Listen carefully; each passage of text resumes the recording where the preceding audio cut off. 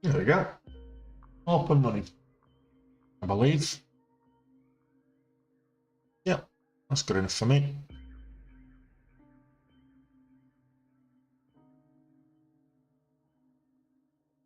Welcome to the channel on Share Vision.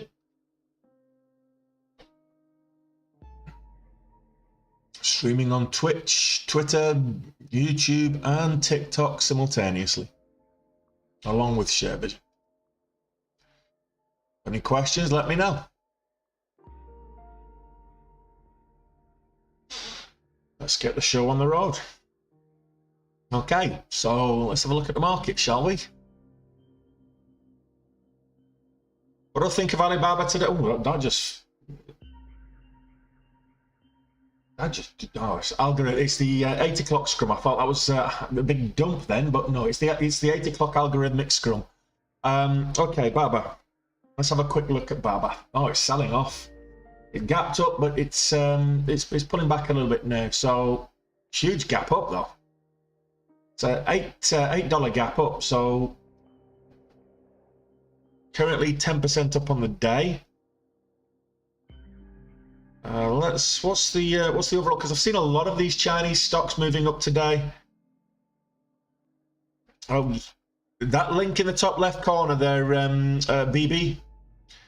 The basics of day trading. If you go to YouTube, you go to my YouTube channel, and there's a video there that says an introduction to day trading, and it's the first lesson on the course that you'll find in the link in my profile, but in my link tree.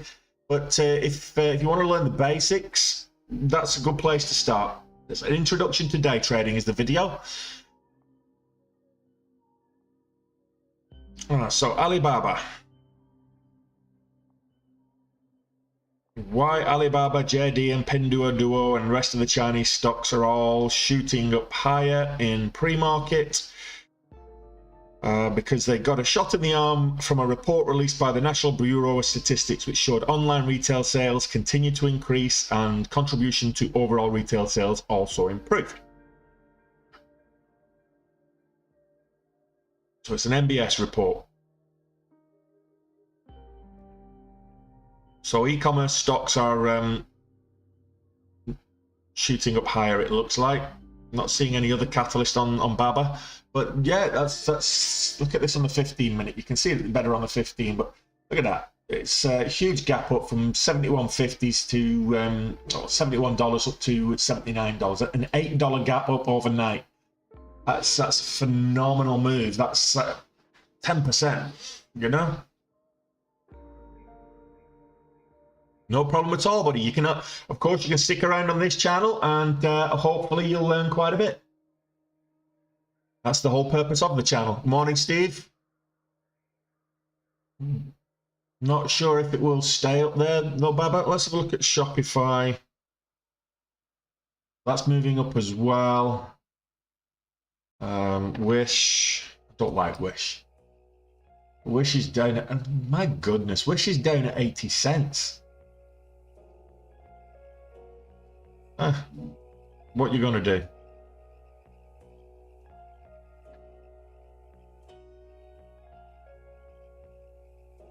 Oh, twist. What's going on with my mouse? Let's see if I can. What's going on here?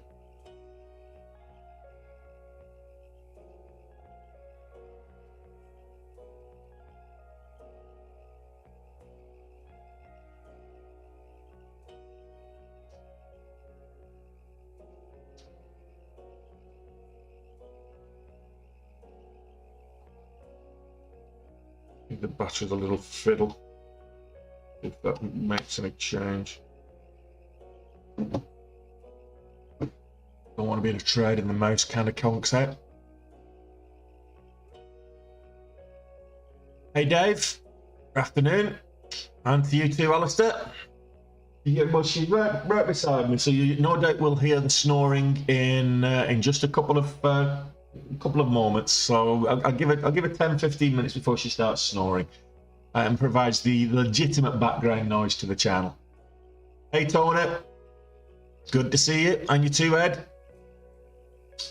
Peggy, I do, yes. So Peggy's down at 302. So can it go higher? Well, it was up at last month. It was up at 750. So yes, it does have more room.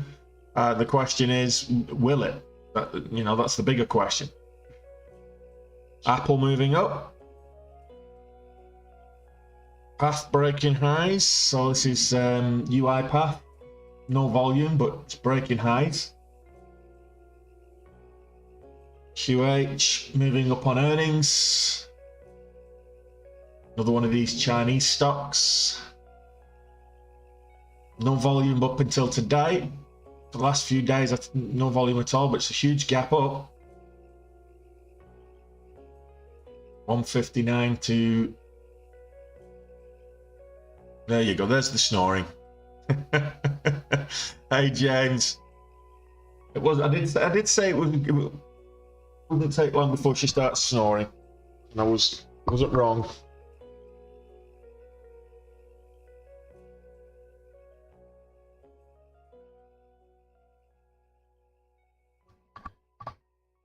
I was just moving the microphone to pick up the snores better, but she woke up.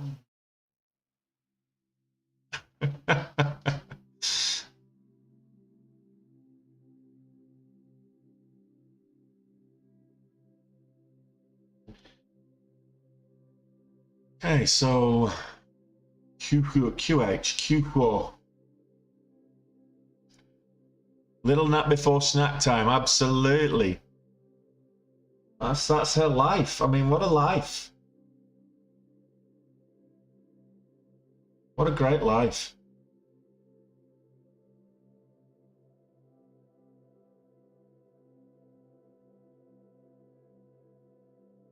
Not a huge amount of movement this morning. Well, I would say not a huge amount of movement, not a huge amount of good movement on good volume. We're getting C Limited. Just broke session highs. Breaks the $0.50, could be interesting. Bit of volume. I'll wait for confirmation before I get in.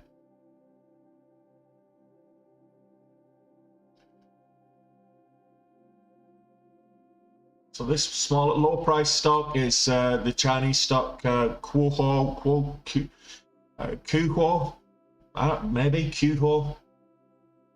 QH, I'll call it QH, that's the ticker. So QUHUO is the company, but how you pronounce that, I'll leave that up to you. 233s, good earnings, moving up right now, 57%. So it is one of the biggest, in fact, it's the biggest mover this morning.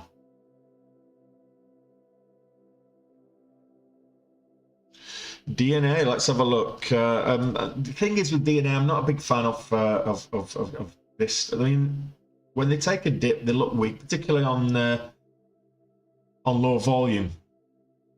It's 258s right now, but like I say, it's low volume. It dropped off after hours yesterday. Did it have earnings yesterday, maybe? Let's have a quick look, shall we?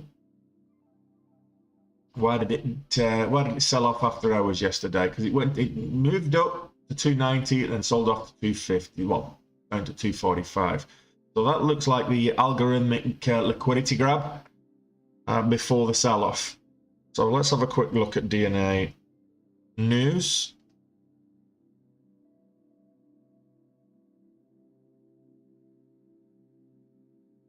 I have to use my hotkeys. My mouse is not working properly.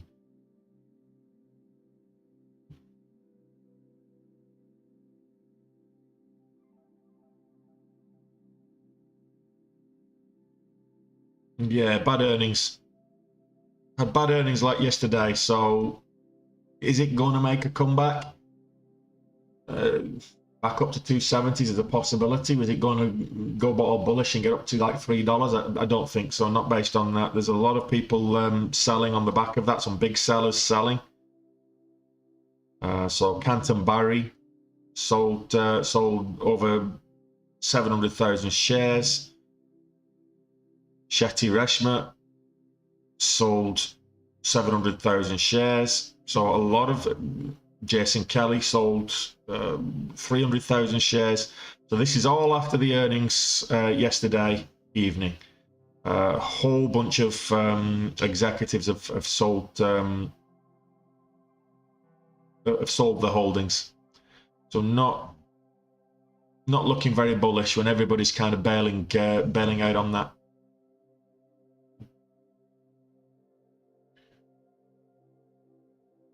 Cheers, Alistair.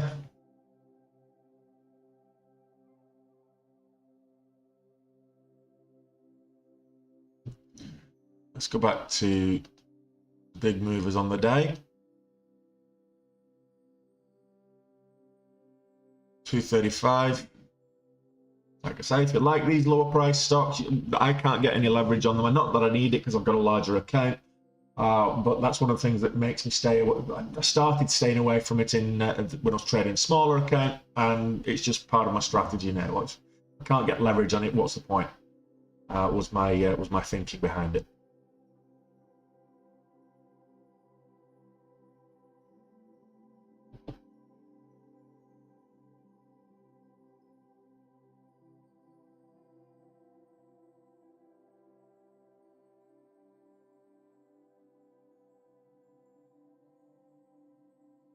So this stock, QH plus Pineapple Energy, seem to be, and C for that matter, seem to be ones worth watching. C is actually moving up again.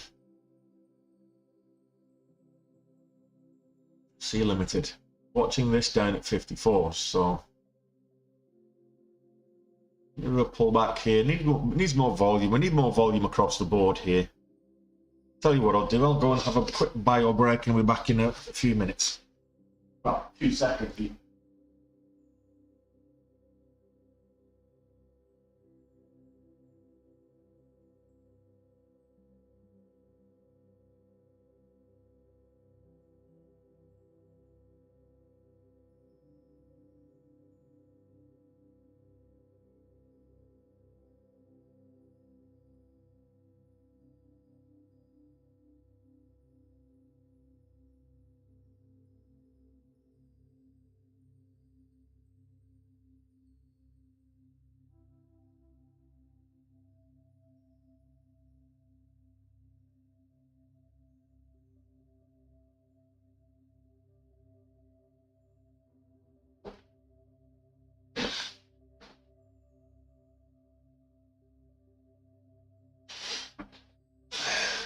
Okay, what else can we take a look at? What else is of interest to you guys today?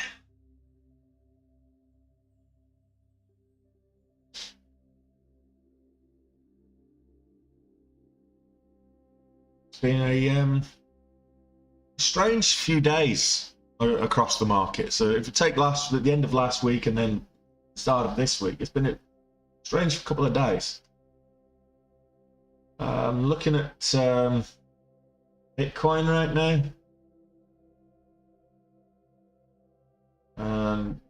It's testing 17,000. I'll put 16,860s. So trying to make a recovery. I think I'm going to stay clear until it's over 17,000. It's finding resistance up at 17,000 is Bitcoin, so I'm going to stay clear until it breaks over 17,000 again. I'm not adding to my position unless it does. Ethereum 1268. Cardano 34 cents almost. XRP 38.5 cents. That's your crypto update, guys.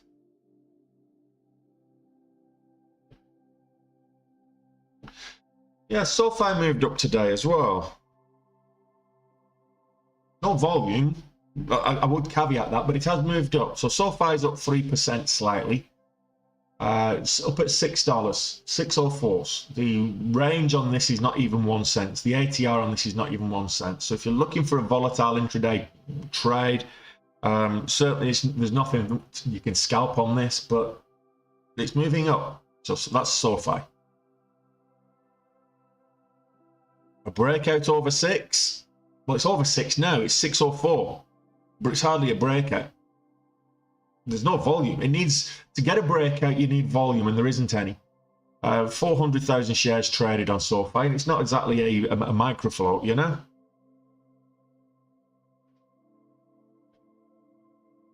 For all you Star Wars lovers, at.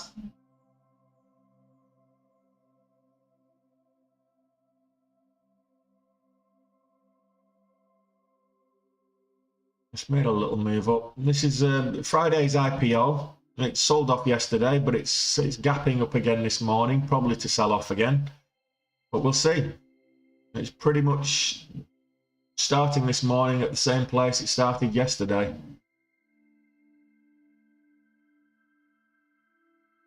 Opened at 1468 yesterday and went and finished at 1335.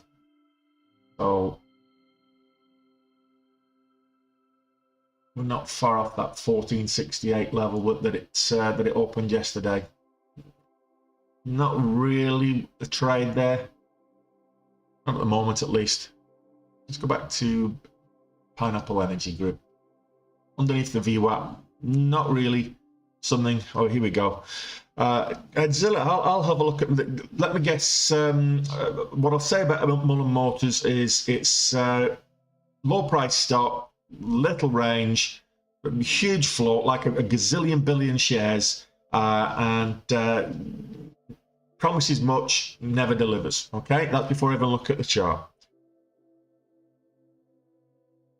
It's 31 cents right now, doing nothing. We've got a range of a tenth of an ATR of a tenth of a cent.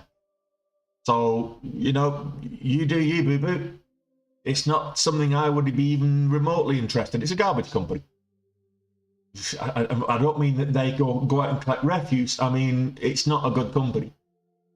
It gets a lot of publicity on some of the Reddit forums and other social media outlets, but it's not a good company. If it was a good company, it wouldn't be 31 cents a share. There's an indicator there. So I'm not bullish on it long term. I'm not saying take a swing trade, and I certainly wouldn't trade it intraday. My own personal opinion, with regards to my own strategy, I'm not touching Mullen Automotive or Mullen Motors or whatever you want to call them, whatever flavor you're having today. But for whatever reason, people love it. It's got a huge retail following, and I don't think anybody ever makes money on it. But there you go.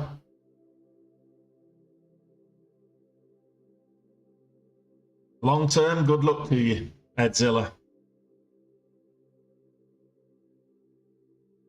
I mean, my question with Mullen Autos is from a long term perspective, the best you can hope for there is they get acquired, because they're not going to be able to compete with the big boys in the industry, quite frankly.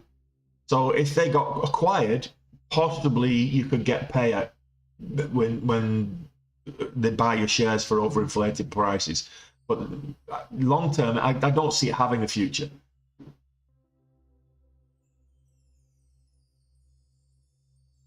Okay, so Cala Pharmaceutical, nobody trading it. Literally nobody trading it. There has been no trades, no volume at all. So if you're holding bags, probably either keep holding or find something else to hold, because nobody's trading this. From an intraday, because this is a day trading channel, so we're looking for intraday momentum. We're looking for stocks that are moving intraday. We're looking for stocks that have a little bit of volatility, and that wasn't one of them. Nobody trading it. And for those new to this channel, if you're coming off another influencer's channel where they're all about diamond hands and the 8s to the moon and all that kind of stuff, sorry, that's not the right way to trade. That's how to blow up your account. The whole point of trading, if you're trading intraday, by definition, you're not going to have diamond hands. If you're going to invest long term, you don't need to be worried about diamond hands, because you should have done your fundamental research on good prospects to put your money into long term. The only thing that diamond hands should apply to is your long term portfolio, where you believe in a company so much that you think it's going to grow and it's going to give you good returns in the long term and has a good balance sheet. Otherwise, you should be riding the momentum of a stock as it's moving, and whether up or down, and getting out, taking profits along the way. Diamond hands is a fallacy.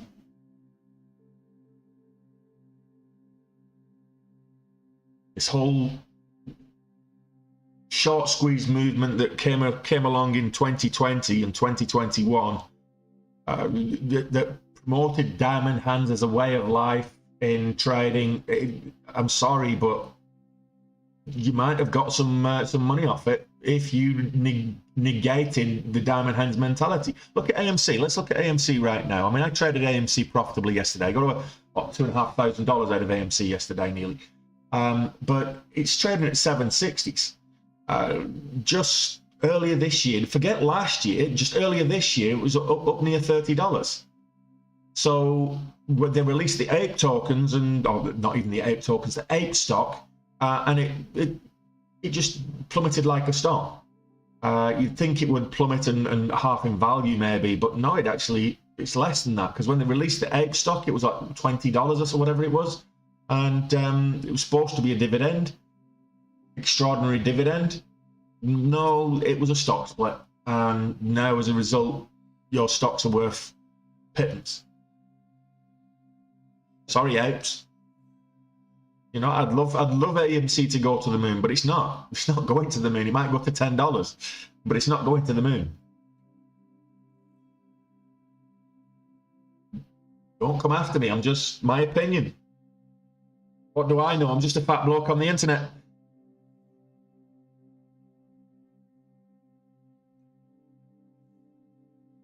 Just spitting facts, that's all.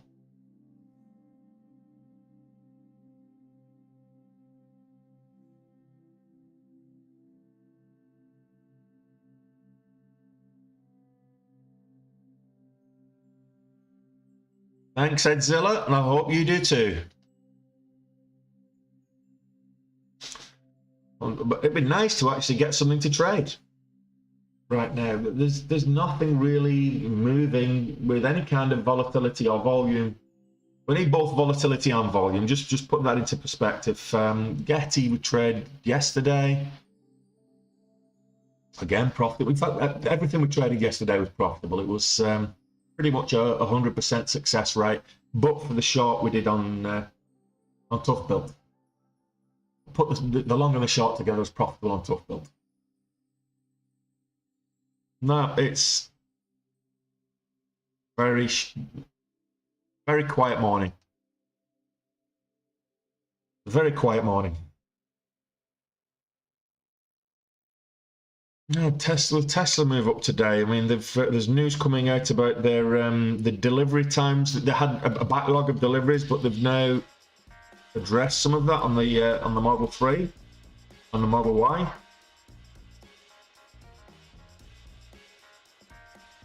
So Tesla looking like it might get a bounce on the back of that. So it's above the VWAP. It's not moving up great news. Have a look at the overall markets. Yeah, that's due out in 6 minutes, Tony. PPI data. It's due out in 6 minutes. So, you know, I'll keep an eye out for that. But it's simple. So if those are wondering what I'm talking about, PPI data, the PPI data is very similar to the CPI data. So consumer price index dropped last week, and it sent the markets into a frenzy. And we had all that bullish momentum as a result. The PPI data usually comes on the back of that. It's the production price index. So consumer price index is the price you pay in the stores for your goods and services. The production price, producer's price index, is the cost of manufacturing, the cost of supply. So it has a similar effect, but it doesn't impact the market. It doesn't tend to impact the markets as big as the CPI, and that's due out. That's due out in 5 minutes. But we might see a little move. I can't see it having much of an impact.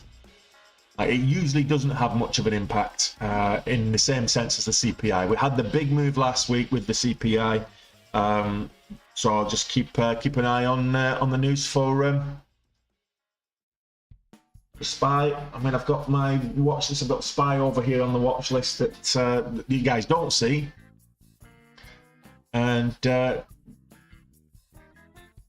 we'll see if there is an impact. But like I say, PPI is out. It's due to drop in 5 minutes at the bottom of the hour. I can't, like you say, Alistair, it won't have anywhere near the impact that the CPI data had last week. But not only did the CPI data drop at the same time, we also got good jobless numbers as well last week.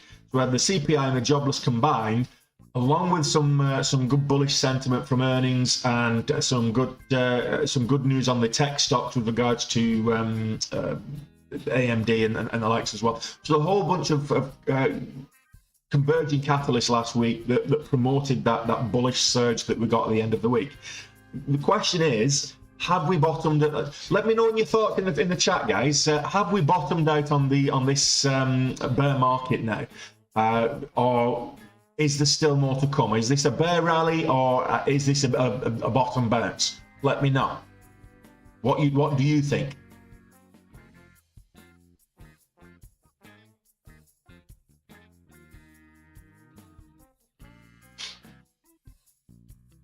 Looking at the SPY, early October we got down to 350 on the SPY, 3,500 on the SPX, if you will. So was that the low, or are we being lulled into a false sense of confidence? We do like a bottom bounce there, Alistair, in more ways than one.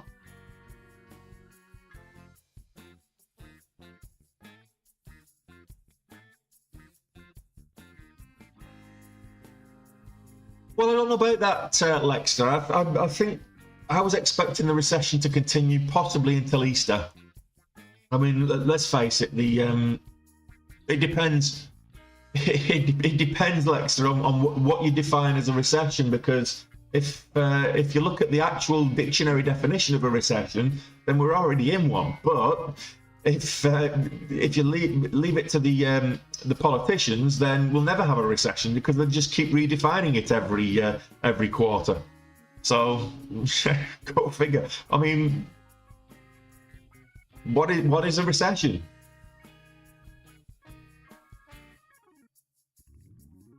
I think what we've got to make sure that we don't get caught in is a depression.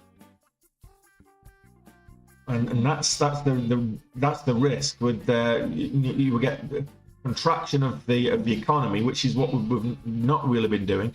Contraction of the economy and Sean Connery, retraction of the economy plus high unemployment plus a high inflation, and we'll just end up in a depression. Nice one, Alistair. We do like that, and this is why I call it those smaller stocks. Whilst I don't trade them myself, Q8 is up 60% almost on the day.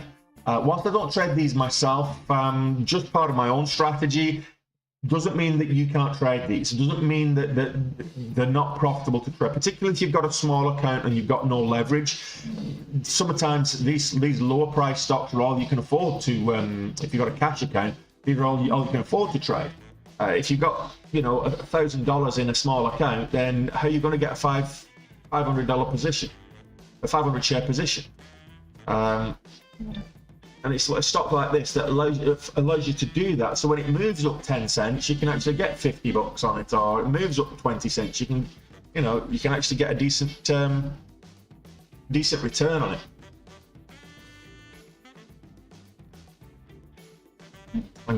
And it's, I know you say a huge green day, Alistair, but look, green is green. Every green day is a good day.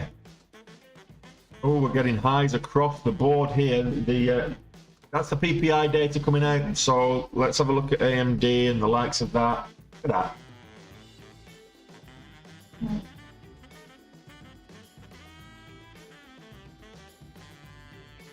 That's the PPI data. Core PPI is 6.7 versus the 7.2 estimate.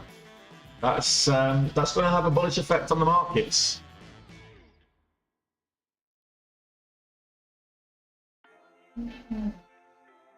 Great PPI numbers, those. It won't affect the markets as bullishly as the CPI, like I said, but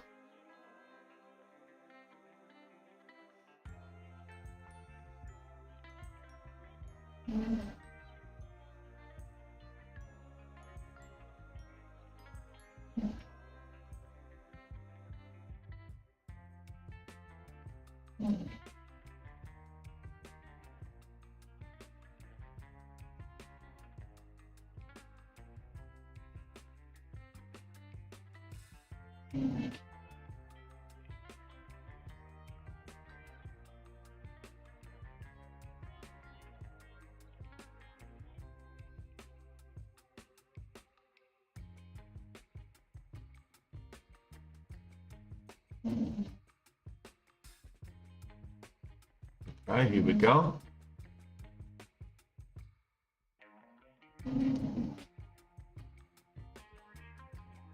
Lock in half of that.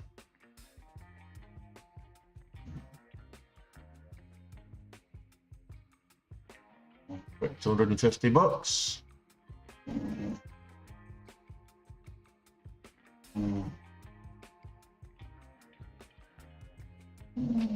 Doubled up.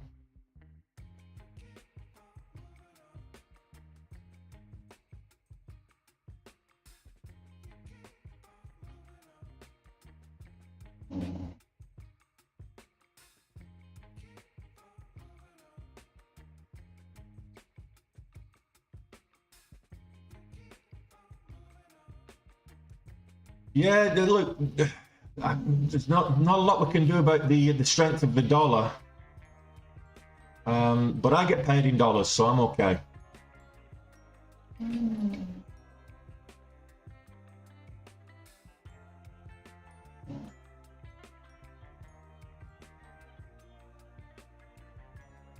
Get over 77 on AMD.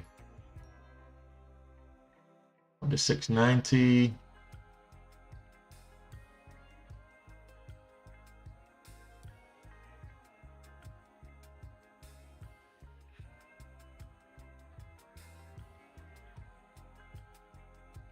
Afternoon, Imran. Mimi. Good to see you. Looking for 77. The 76.99 right now on the ask. There's the 77.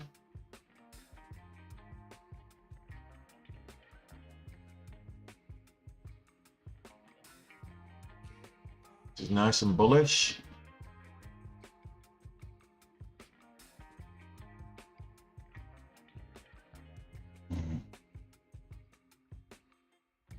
Take half off. That's a quick 1,300 bucks. Yeah, the volume's decreasing, which is why I've just taken half off, locked it in. My exit is 77 now if it pulls back.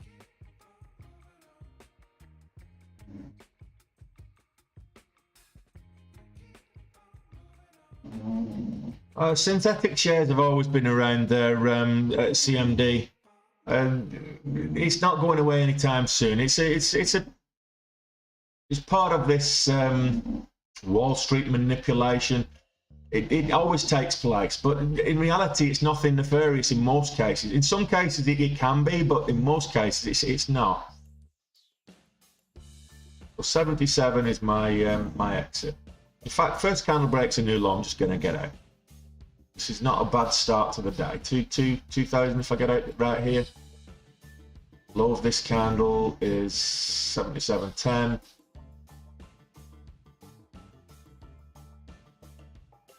There we go. We'll get out. That'll do.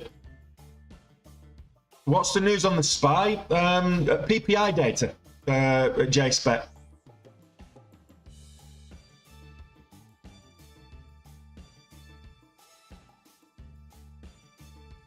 Flip, yeah, it's very similar.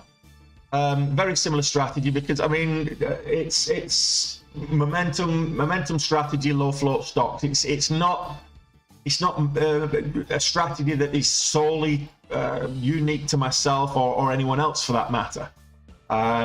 It's a well-documented strategy you can find on the interweb. Do your own research and tweak it to your own style there, Flip Jug, which is what I've done, you know. And yeah, I mean, I've watched Ross a few times. When I first started out, he made it look a lot easier than it actually is. But he does things a little bit different than I do because he's got a huge account and he trades with huge size a lot of the time. And he'll go in and he will slowly scale out of a position without you knowing. So he does pump those. He pumps those stocks hard. He actually got fined by the SEC for pumping for manipulation there earlier this year. So, but no, he's a good trader though. Very profitable one. Yeah, he tends to be a scalper. He's in for a few seconds at a time and then he's out. Yeah, absolutely. I tend to hold a lot longer. I mean, my average hold on a trade is about 2 hours. So, like I say, it's different. So you tweak the style. The principles are very similar, but you tweak the style according to your own personality.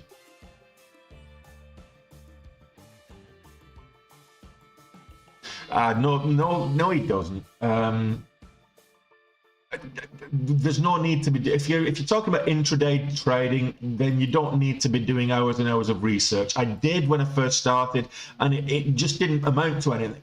Because you're trading price action, you're trading momentum. You look. The only research you need. I've got Benzinga right in front of me, so I've got all the scanners there. Tell me what's moving, when it's moving. I can just click on the thing as it pops up, and I can find out. Oh, that's why it's moving.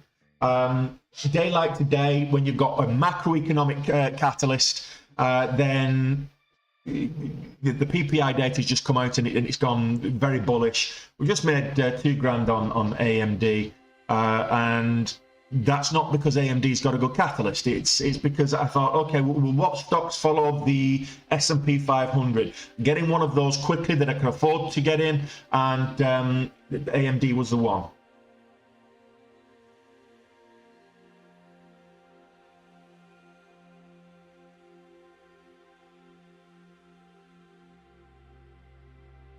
I'm watching the SPY on one chart and watching AMD on the other chart.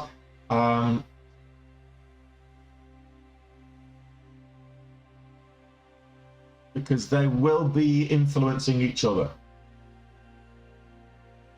Oh, well, rather AMD will be influencing the SPY. Actually, they do influence each other, actually, because AMD is part of one of the instruments that makes up the S&P 500. So those larger stocks, they will trade with the market, but also as a result of that, it becomes a bit of a round robin, and that does have a similar impact on the market. So once you've got the market trending in a particular way, it becomes self-fulfilling that you actually get these stocks that are trending with it, and then they themselves enforce that trend. So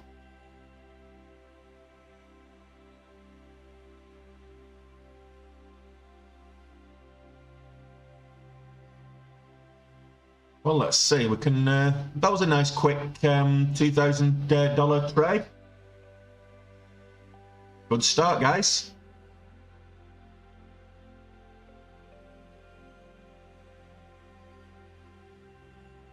Have you seen the price of his program, though, Flip Jug? I mean, my goodness. literally thousands. You have to pay thousands and thousands of dollars for his program. I mean, who's got that kind of money when you're trying to learn how to trade? I mean, I could pay for it, but that's because I'm a profitable trader. But then again, why would I need to pay for it if I'm a profitable trader?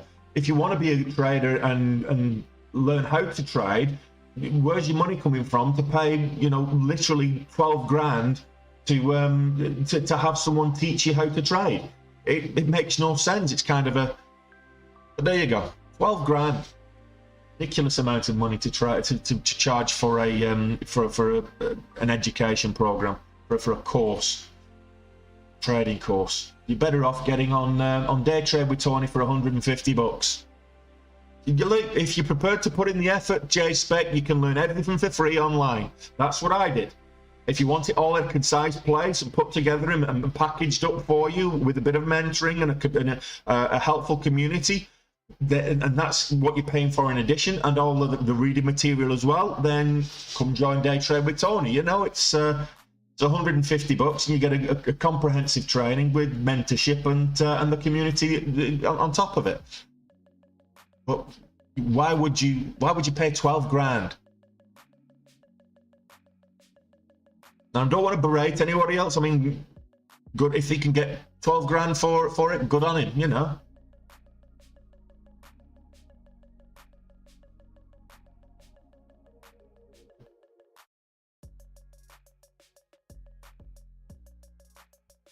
CMD, yeah, that's a one-off charge. Well, it's a subscription, so you can get in, do it in 1 month, and get out again. If you want to stick around, then it just renews every month. You can cancel any time. In fact, if you're not happy after the within the first month, you can just ask for your money back. I'll give you your money back if you're not content. Money back guarantee. I should promote that more, shouldn't I? If you're not happy with when you sign up to Day Trade with Tony, if you're not happy with the content, I'll give you money back. Simple as. Yeah, I'll be launching the merch store tomorrow, Alistair. You'll be able to fill your shopping bag up to your heart's content. I just need to design the front page. I just need to do the front page on Shopify. So.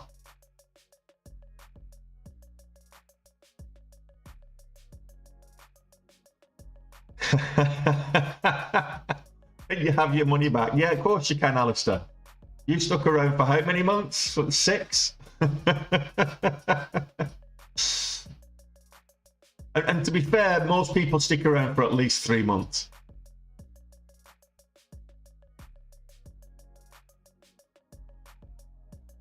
True car. So true. Funny how it seems. Always in time, but never in line for dreams. No, that pops up, but it's just not doing anything right now.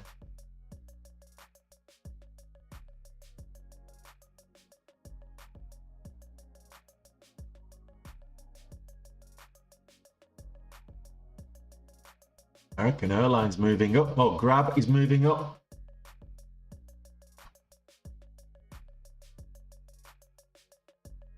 Really? That's good to know.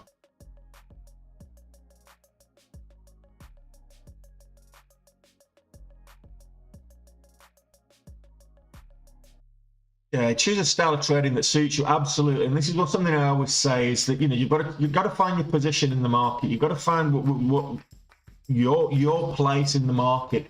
Is it that open, that high volatility first 30, 60 minutes of the market open, where there's a lot of big moves, but you've got to be quick. That's a scalper's dream. That first 30 minutes is a scalper's dream. If you're like me and you tend to hold your trades a little bit longer, that first 30 minutes can actually it can actually be detrimental as well. If you've not got the follow through, you can get caught in a few flushes. So I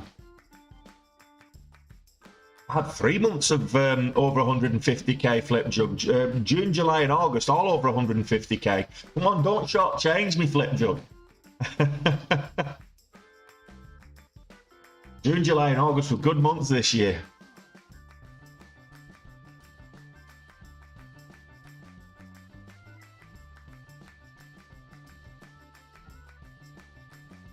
Yeah, I'm not saying I'm the best trader on Twitch. Top 3.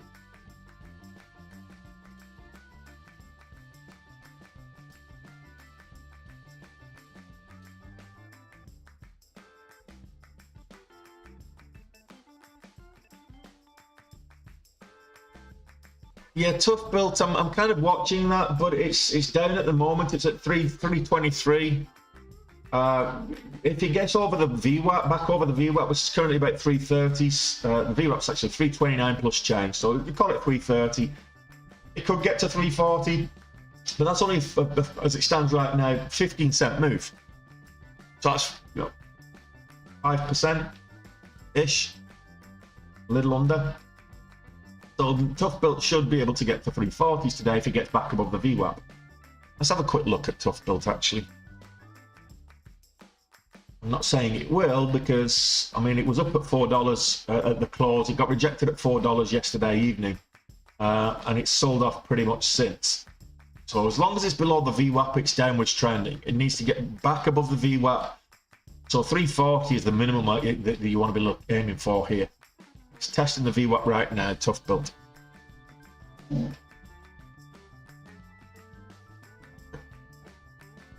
Well, you don't need the whole team and everything else, but to be profitable as a trader, to be profitable as a social media guru, then yeah, you need the whole team, and that's where the difference is. I mean, Ross is making 7 figures on his social media empire and his education empire and everything else, even without the trading.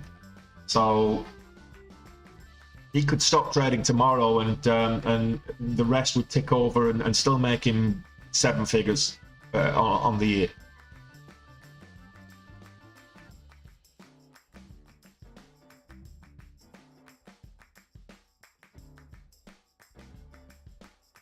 Hey Matt, how you doing?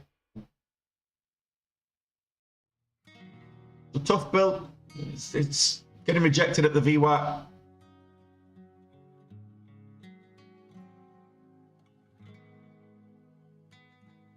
PGY news, good. Which PGY news, which Pineapple Energy news are you talking about there, buddy? I've not seen any specific PGY news. I know they reported their earnings yesterday.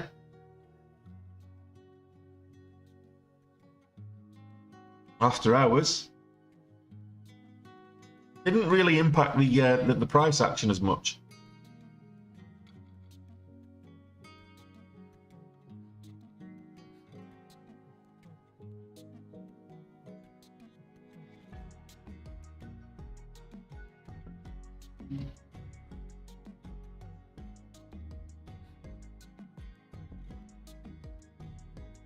PGY as opposed to I'm looking Pineapple Energy. Right, okay.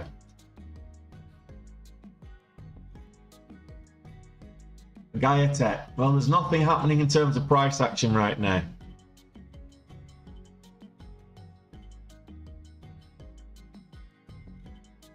See, that's what happens when you're trying to get too much. I completely missed the fact that there was no E in that. You're just glancing across at multiple different chats. So, yeah. Let me have a quick look. Pagaya Technologies. So, Tiger Global Management takes share stake of 74 million shares in Pagaya. Well, that could be bullish. Not seeing when it had earnings as well yesterday.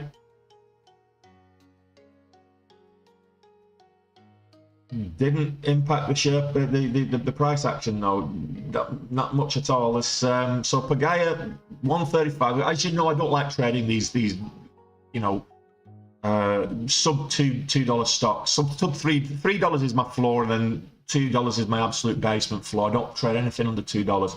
But Pagaya is it's got bullish news with the you know investors getting involved, 74 million shares, but there's nothing. It's not impacting the price at all. You know, it is a much larger float. I mean, what, it's about 700 million float, I think, user. So them taking 70, it's a 10, effectively 10% of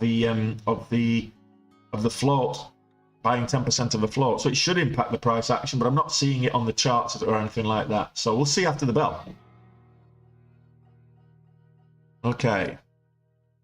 What size float would you avoid to stay away from pumps by groups under 10 million? Actually, no.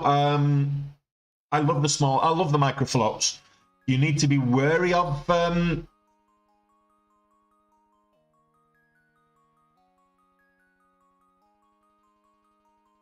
so you need to be wary of smaller floats. So I purposely look for stocks that are under 10 million float, Brandon.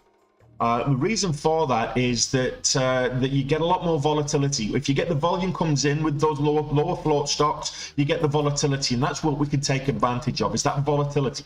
But you need the volume.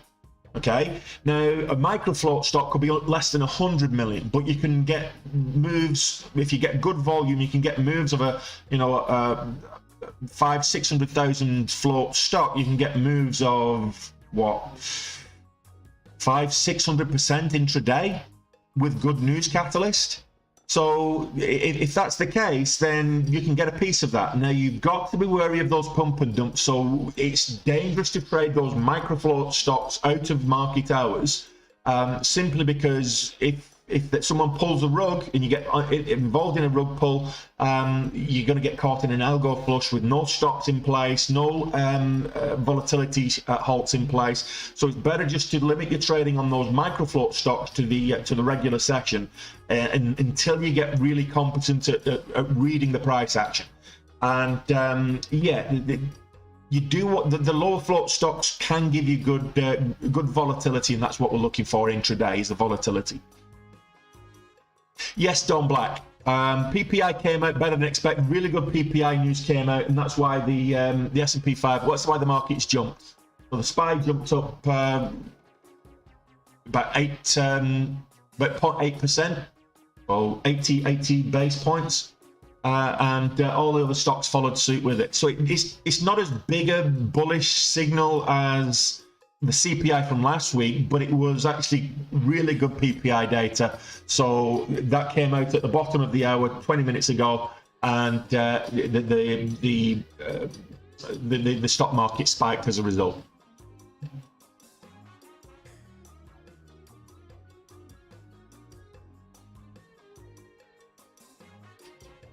Right, okay. So the Hoodie offering came out, from my understanding, it was an at-the-market offering.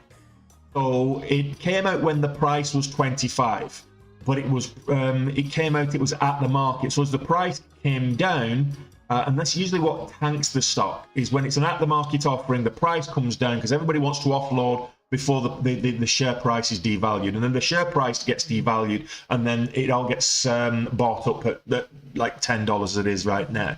Now the volume that's gone through since then, the question is, has that offering completed? Let's have a quick look at the news on. Let's have a quick look at the chart on Pegy. Whilst I pull up the news.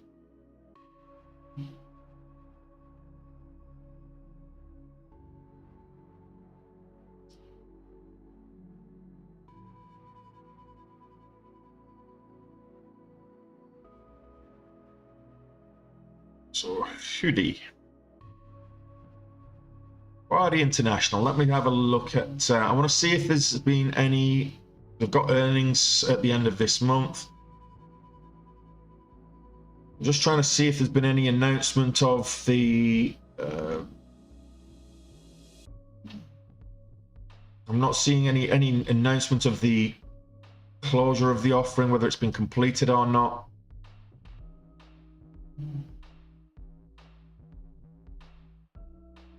Press release.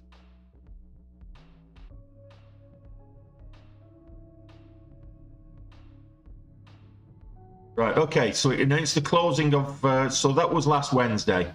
So I missed that one. So Pegy International Limited announced the closing of 25 million registered direct offering. So that was last Wednesday. So Monday is when it tanked because they announced the pricing of it, and then it closed on after hours on Wednesday. So it went through really quickly, actually. But yeah, there's nobody interested in it now. Nobody trading it. So do I think there's an opportunity? Hell no. By all means, go for it. You do you and all that kind of stuff. But Pegy was a difficult one to trade, even when it had the volatility, because it never had the volume. Now there's more shares in circulation, it needs more volume, and it still doesn't.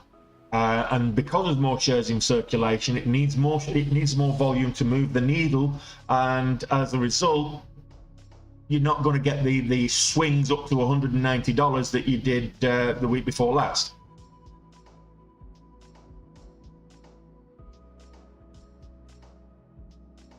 I mean, I'm not saying you're not, but it's unlikely. So let's have a look at Pineapple Energy. We're looking at 320, so 319 is a key level, so 320 is a key level. We've got rejected at 319 on 3 occasions already this morning.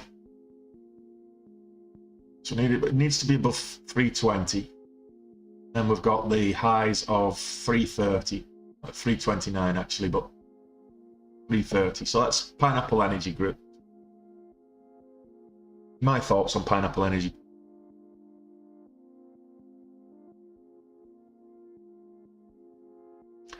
Versus actually moved well on Friday after hours. Sold off on Monday. Consolidated yesterday. Looks weak right now.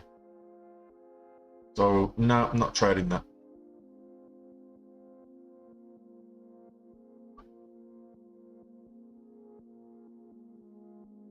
QH. Well, it looks like we're going into the open. We've got half an hour before the open, 35 minutes before the open. Looks like we're going into the open in a similar position we were yesterday. We had exactly 22.25 going into the open with AMC yesterday.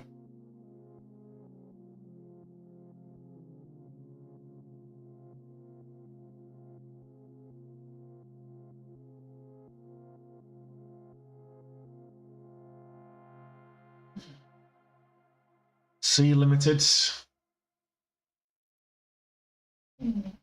Do I know what my holiday schedule looks like yet? I was going to go away for Christmas, but events this morning mean that that's unlikely now. So I'll see. I will go away as soon as if I hit goal, I'll go away. Otherwise, I'll continue trading over the Christmas period as well. But I was going to go away for Christmas and New Year, and then come back all refreshed. I was going to away for like 2 or 3 weeks. But some unforeseen developments this morning mean that that's not going to happen. That could change, of course. That could change. It could all turn around, and I could be back to those plans. But as it stands right now, I'm not taking that break that was planned over Christmas.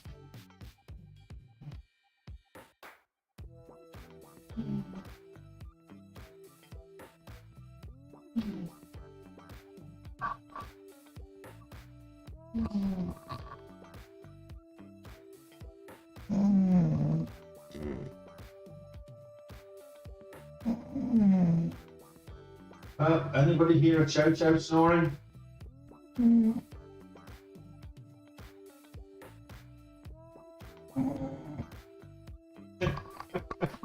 That's the chow chow snore. What's the like count at the moment, guys? I think we need to wake her up and give her a treat. So come on, guys, let's get that like count up.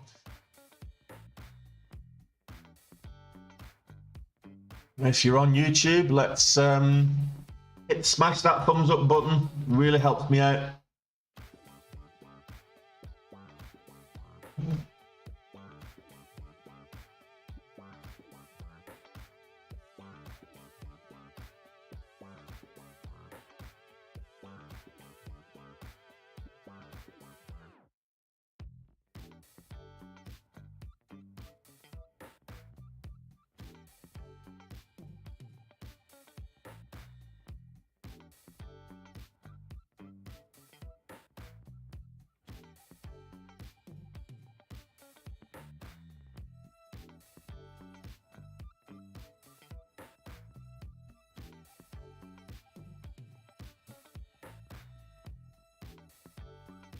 Well, right now, Rumble is trying to make a move up. Everything seems to have calmed down a little bit after that scramble.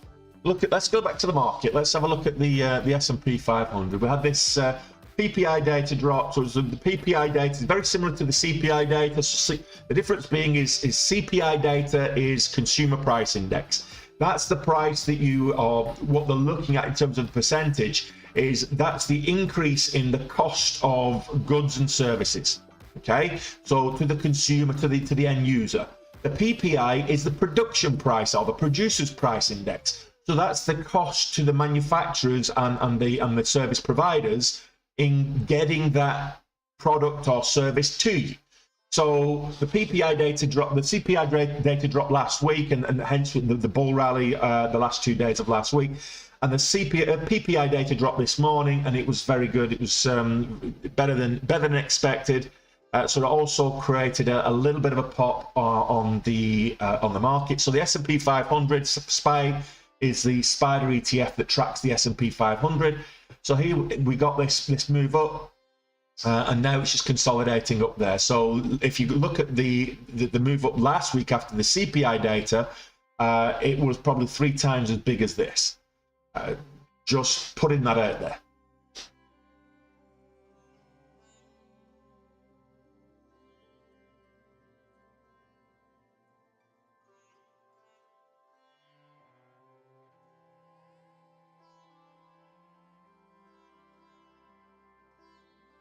Yeah, Kai, he actually is real, but he got fined there earlier in the year for market manipulation by the SEC. So here you go. We've got to 3,000 likes on the old Tockety Ticky. You know what to do. Come on, give me a hug.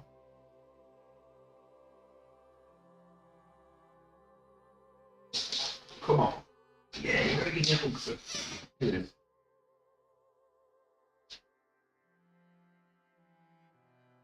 Oops, maybe you got it. Come on. Let's introduce you to everybody on this way. Oh, did you just fart? This is Miyako, everyone. Say hello. Say hello to everyone. Off you go. Can't believe she was farting as I picked her up. What have you been eating? Yeah, you can have another one later, okay?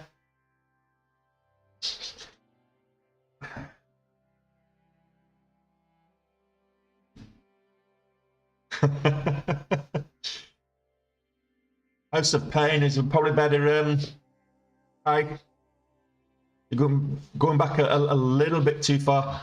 There is a catalyst on Baba, but it's more of a generic catalyst about retail sales there, Imran. So you'll find that the Billy Baba, Wish to a lesser extent, Shopify, a lot of online retail should be moving up. Amazon as well is probably moving up as well. Although Amazon are not just retail anymore, they've got a lot more. But Amazon popped on this news, but it was already moving up anyway.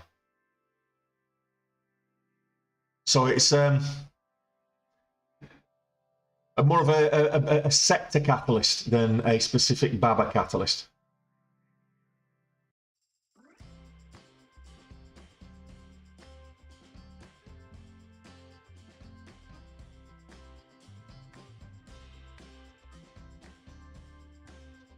All right, we've got 25 minutes to the bell. I'm not seeing anything else just jumping. And sometimes it'd be like that. Sometimes you've got a few minutes of volatility that you need to capitalize on, because if you don't, it then dies off and there's nothing else for the next few hours. So we'll get more volatility at the open. We should see, I mean, let's go back to the SPY. So Amazon, this is Amazon. It's following the SPY pretty much. It's looking very similar in terms of the movement on the overall market. If I look at the Nasdaq here, for example, very similar pattern. Just consolidating above the VWAP right now. This is 293-ish on the Qs. So that's the Qs is the Invesco ETF that tracks the Nasdaq. And then we've got the Russell index. So small cap index, probably not as bullish, but the Nasdaq's very bullish at the moment. And the DIA, which is the spider, it's equivalent to the SPY, but for the Dow Jones. It tracks the Dow Jones Industrial. So those markets all up today, all over a percentage point up. The question is, will it hold, guys? Do you think the market will hold? Will it continue to be bullish all day, or will we see a sell-off? Let me know in the chat.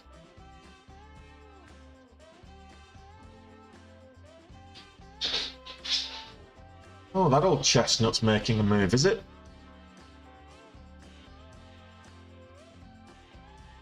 Up at 640s after the huge sell-off last week. Still not done anything really. If you look at this on the 15 minutes, we had just sideways momentum since it sold off. The heavy sell-off, a couple of this gap down from $15, and it's just really been sideways. A little bit of a dead cat bounce before sideways momentum at $6.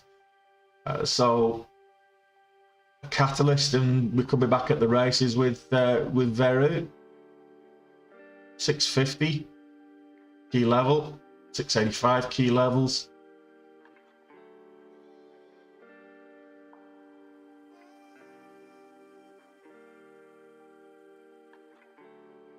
It depends. Again, not financial advice or anything like that. But there's a reason why stocks are priced at 122. And this is an IPO, I think, from yesterday, is it? But there's a reason why it launched at 122. If it's a good company with a good product and a good balance sheet, it's going to be launching a lot higher than 122 a share. That's all I'm saying. So let me just have a quick look on what they do and who they are and the balance sheet and everything else, some of the key data. So I'm just looking them up on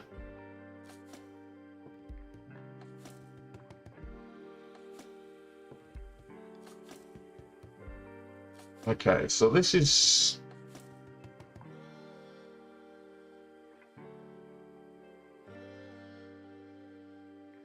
looking for some kind of news on them. I've got nothing.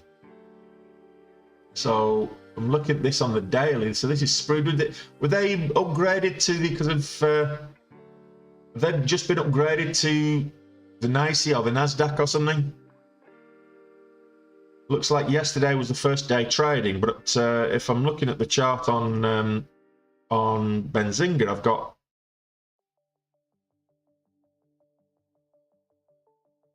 quite a lot.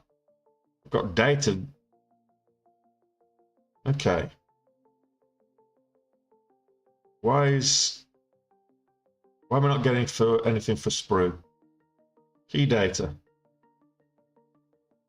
Financials, I've got nothing. So I can't tell you much about Sprue Power other than it's a low price stock. I'm seeing data from yesterday and that's it. I don't know too much about them, but the fact that it's only 129 and 122 a share with very little volume speaks, volumes to me. All right, okay, yeah, I mentioned that the memory like a sieve. That's why I'm not seeing any data, but going back to the Excel chart, you can see this on the daily. It's been selling off. It had a good day yesterday, ish, on the basis that it's new to the market, new ticker. But you can see overall, this is very bearish. It's it's not doing much on the daily at all, other than sell off. So take a look at the balance sheet, take a look at the fundamentals of the company. You'll find out it's not making any money. It's unlikely at 122 a share that it's actually making any money at all. So long term, the likelihood is they'll either go bust, get delisted, or get acquired. Will they compete against the big boys in the industry? Probably not. My opinion. I don't recommend anybody going long term on some of these garbage, low priced, low float stocks.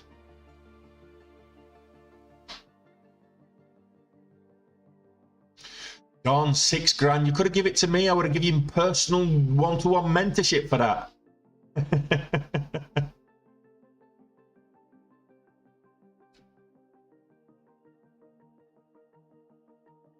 $6,000 for a course. Ouch. You can get it. You can get access to my course for all year for less than that. Much less.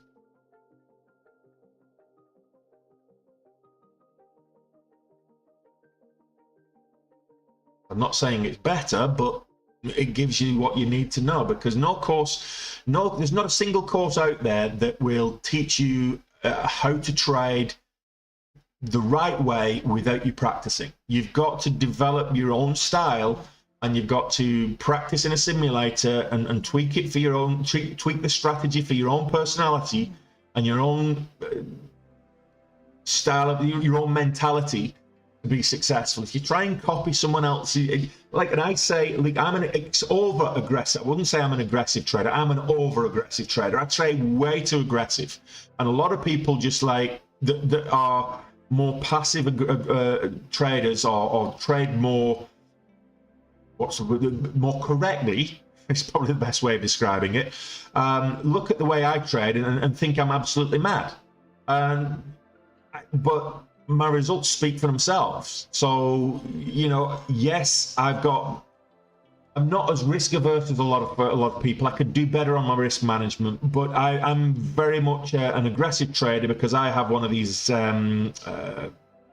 appetites for risk, that if you want to make good gains, you've got to make big risks. You've got to take bigger risks. You know, more risk, more reward. That's the way I look at it. But you've still got to manage it effectively.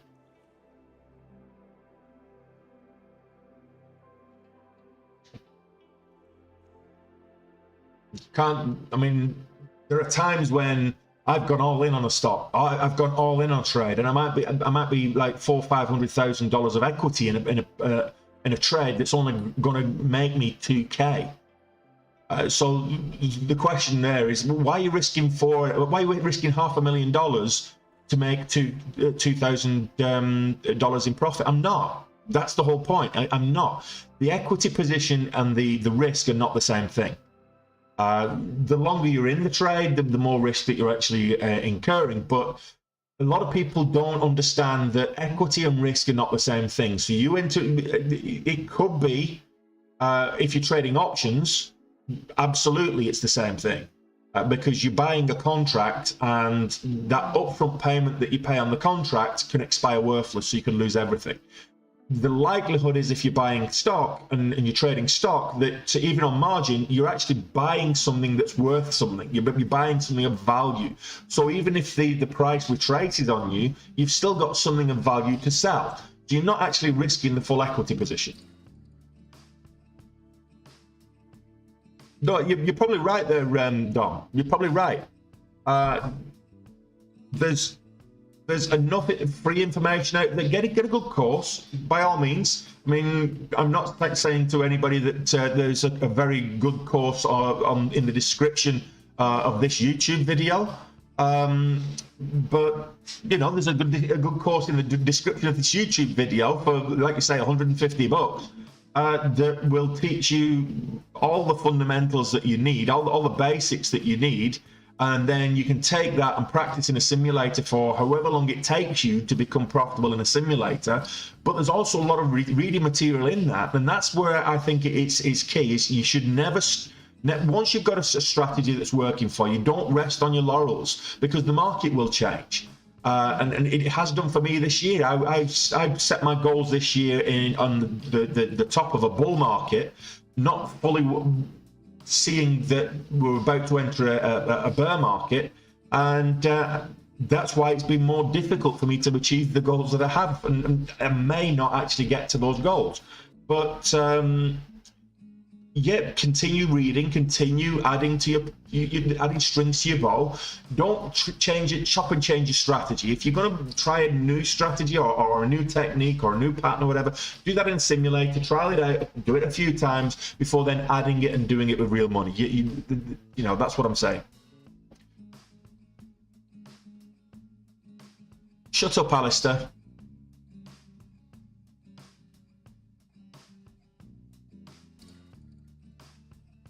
Yeah, what I lost on Tesla made back on Wish a few months later, though.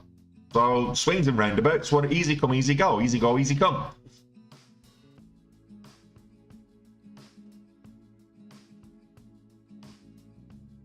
Pineapple Energy, what are you doing? Yeah, still not over 320.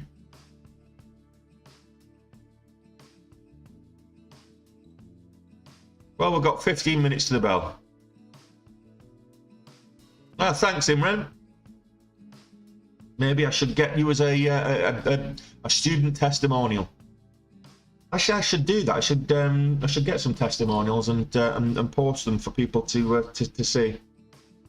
I've not had any bad reports yet, so even though I offer a money back guarantee, nobody's actually asked for it. So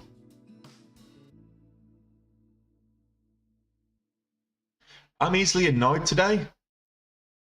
Yeah, I think if Mullen had a stock split, a reverse split, it would be very good for them. I think it brings them into the level that people take notice. I think even a 50-to-1 stock split would be good for Mullen. 100-to-1 even, it would still be a reasonable size float. And you go from like the 40 cents or whatever it is today to, you know, $40 instead. What's wrong with my shirt? Leave me alone.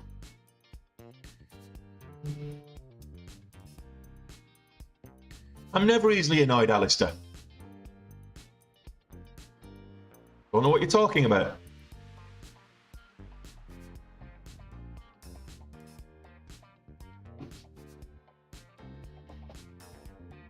GoPro, very low volume, but we'll have a look anyway because I like the product.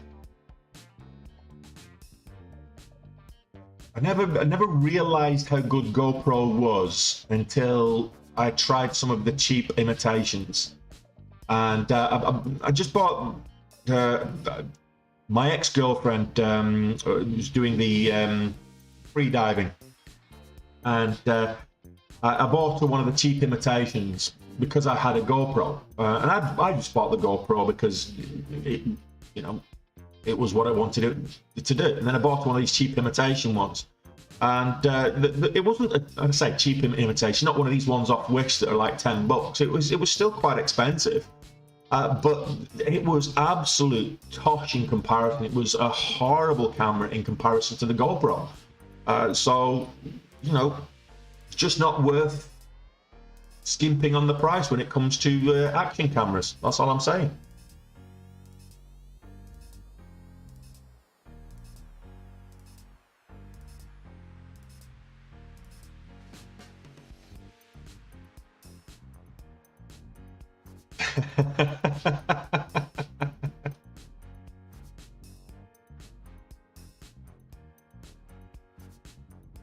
Well, it's layering up. It's winter. I used to wear shirts all the time back when I was a regional vice president of a software company. In the office, always wearing a shirt and pants, very often suited and booted. Any fresh entry, Ashwin? Not at the moment. I'm not seeing anything with any kind of volume. I'll have a look at Rumble. It's sold off hard. No.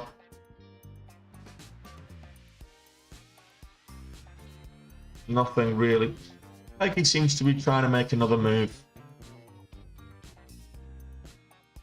Pegy's got potential for to be a gap and go. It's Pineapple Energy, calling it Pegy because that's the ticker.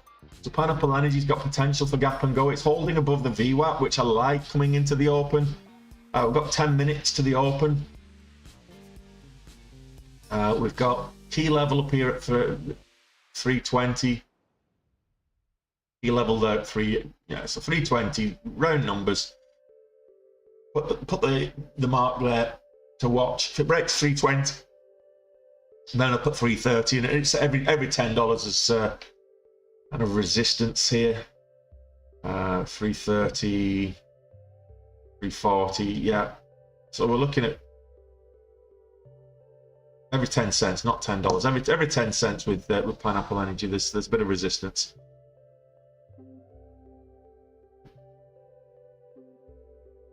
Well, I've no problem buying it if you provide the funds for it there, El Puno.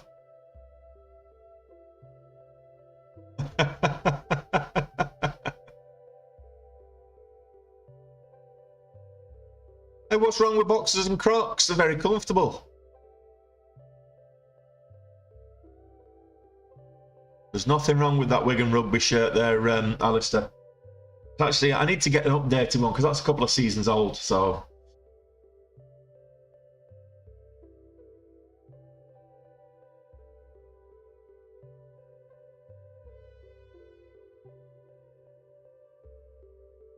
That's no problem, Ashwin. I would say I'd talk slower, but I'm not going to.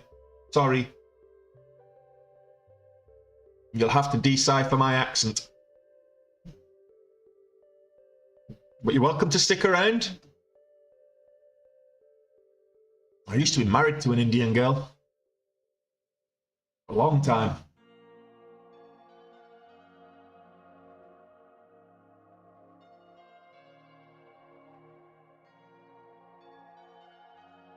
Well, I guess we're just waiting for some action now. Hindu or duo. Let's have a quick look. Is the bearish market over? At the moment, we're having a nice... if we go back to the markets here, so the SPY, the SPY, which is, it tracks the S&P500. It's a good indicator of the overall market sentiment. And it's been very bullish since early October. So we had that big rally on very poor CPI results in October. Then we had a sell-off pre-market, and then it just rallied, and we've been bullish ever since. Really, we had a couple of down days at the end of October, but we're bullish since then. And then we had the huge gap up last week with the CPI data, and yeah, it's bullish at the moment. Whether this is a bear market bounce or bear market rally or just a bottom bounce, well, if the bottom's in, great, then we can look on to good things and get back into a bear market. It doesn't usually happen that way. When the bottom's in off a bear market, what tends to happen is you hit the bottom, you'll tap it a few times, a lot of sideways, choppy, do nothing, choppy sideways movement, and then it starts to gradually and slowly move into a bull market and a bull run. That's typically what happens historically. But a bear market historically, again, would last on average 15 months, whereas a bull market lasts for over 3 years. So long or short on Bitcoin, I'm just staying out of crypto at the moment. I've got my crypto positions, which are still underwater, but I'm just leaving them there. I'm not adding to my position till I know which exchanges are going to go bust. I think there's going to be Crypto.com was one that BlockFi was another one that was suspending withdrawals. Crypto.com suspending withdrawals. There's a whole bunch that I'm thinking, like, how many more exchanges are going to go bust before we actually get to the bottom of the issue? So with Bitcoin right now, I'm just going to wait till the dust settles, and then I'll go long. Once I feel like we've reached a level of stability, then I'll continue to add to my position. I'm long term with Bitcoin. I'm long. I'm bullish, but I just need all the crap to be weeded out of the market. Because right now we've got so many scam artists running Ponzi schemes and other pyramid schemes and scams. I got invited to do some of this staking with with one exchange, and I refused. I'm like, I don't want my coins, I don't want my crypto staking. I don't understand. I just couldn't get it in my head. It sounded too good to be true. How I just leave my crypto in their exchange and they were giving me 12%. I'm like, I don't understand how you can give me 12%. There was another one that was offering 35% annually. I'm like, how is that possible? I just didn't, in my head, it didn't hold right. It was like one of these, it's too good to be true. And it was right. Both of those exchanges have gone bust now. So I'm not saying all staking is a con or a scam, but a lot of it is. So if it sounds too good to be true, it usually is. It's simple. I mean, I've not been on this earth for almost half a century to realize that is the case. That's the same thing, El Puno. Buy and hold is the same thing as going long. When you buy and hold something, it means you own it. It means you're long on the position. It means you're looking for the price to go up. When you go short, you're not buying it, you're borrowing it to short it to buy it back at a lower price. That's so you never actually own the stock if you're shorting it, but you own the stock if you're going long. There's only two positions you can take. Well, unless you start getting involved in the complex world of CFDs, which is a slightly different thing entirely. But there you go.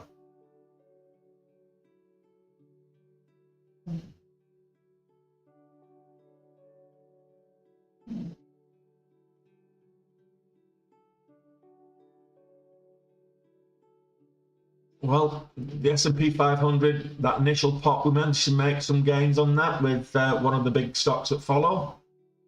Nothing else moving. We'll see what happens in 3 minutes. I think I need to make myself a cup of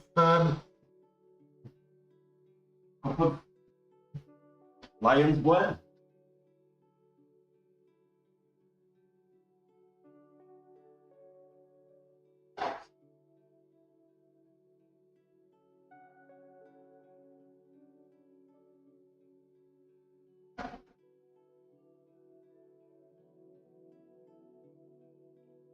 Now's the time to go and put the kettle on, get your bathroom breaks in prior to the bell.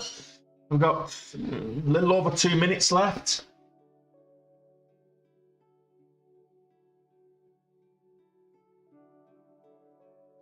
Like I say, Ashwin, a good time to buy Bitcoin right now. It could well be.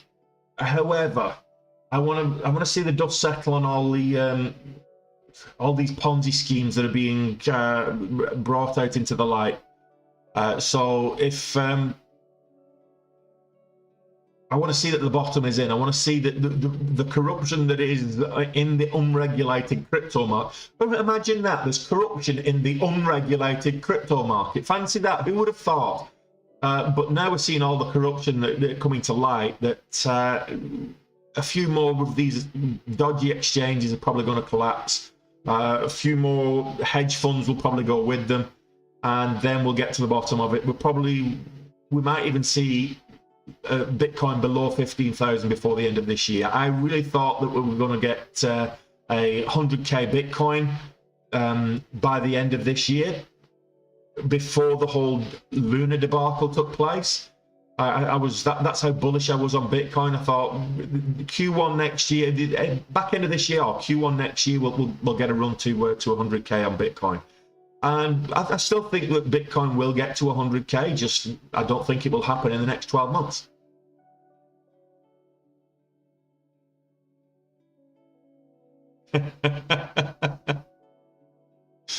Well, there you go, James. You're not the only one that has that.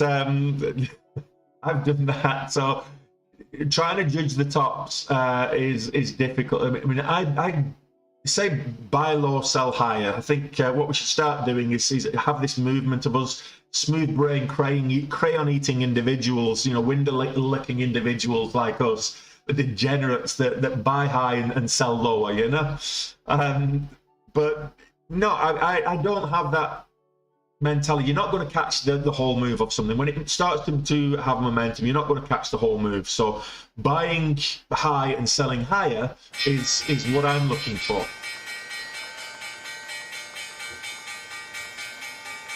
There's the bell. Let's see what happens. Well, will we get a move up? I'll change the scanners over. That'll be a good idea. And I'll go and make my cup of tea whilst I'm waiting for something to present itself. Oh, we've had a halt. Q-rate retail, IPW, 2 halts. Which way did they halt? IPW, that's a downwards halt, no volume.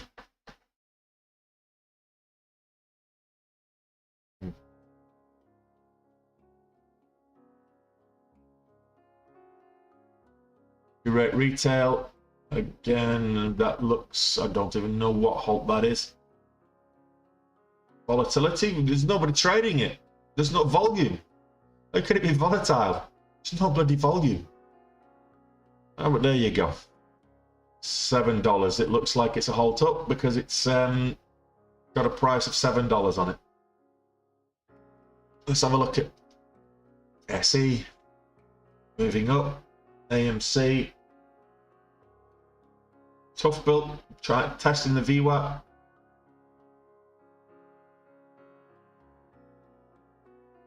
Pineapple Energy moved up. Oh, this is moving up nicely. There's C Limited up at $56.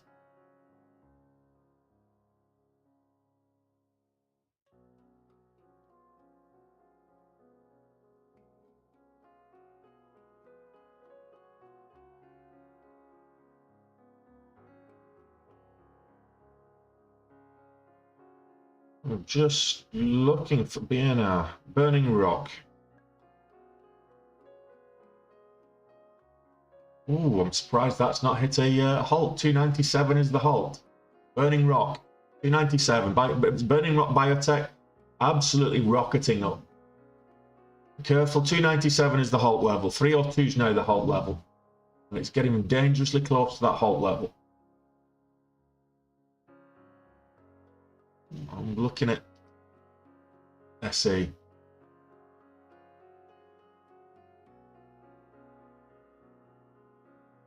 Big position on this. Where did I get filled up at 34? It's not even been up there yet. That's terrible.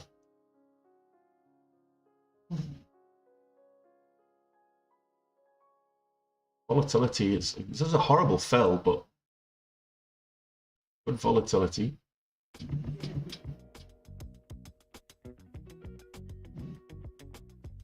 What, 59?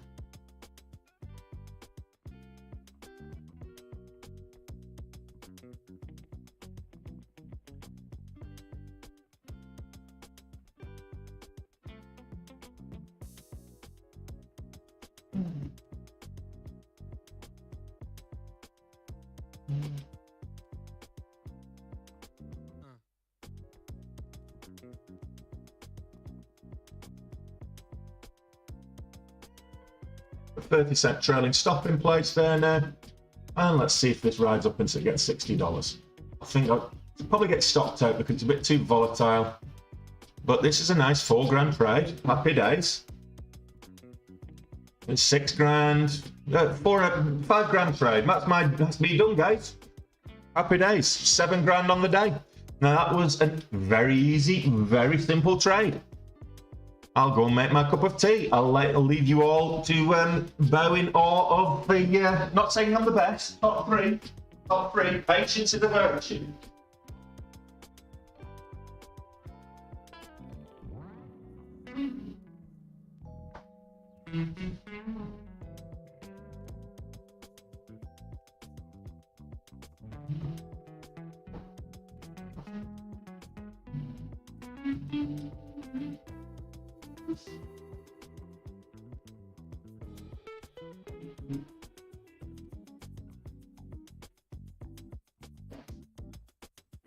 So it literally can be that quick. Just in time. Beginner. Just in time for the bell. Now the high was 61.17. Just pulling back a little bit. That was that night. It lasted a lot longer than a Mike Tyson fight, James.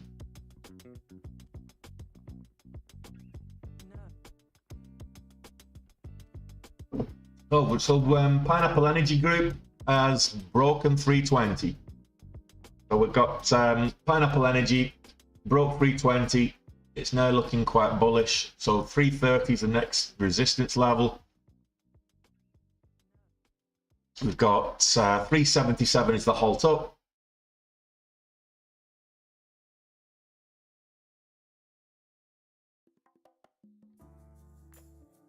And the thing in it here is not to get greedy.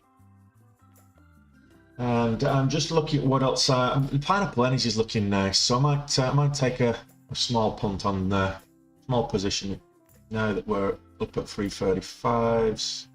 Just broke the high of day. See if we can get a move up.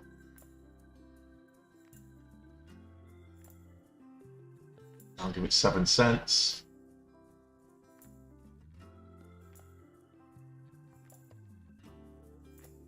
$3.30 is my exit.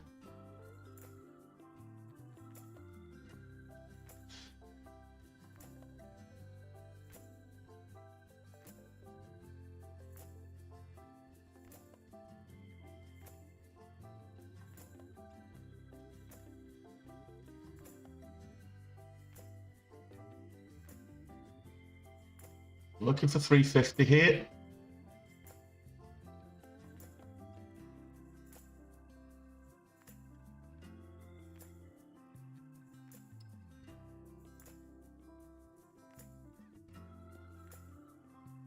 Looking for the $half. You know what? Not feeling this. I'm gonna get out there. That's $175 there. Okay.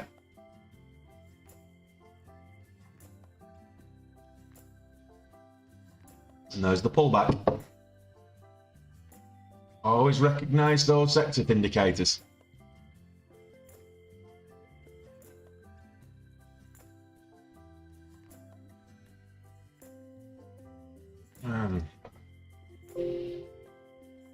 So Alibaba breaking highs and then pulling back. So we got up to the high of 80.07, but pulling back. It's a bit choppy. Just be careful, guys. There's a lot of the action is quite choppy. Pineapple Energies that broke the $half now. Well, it's testing the $half. Sorry.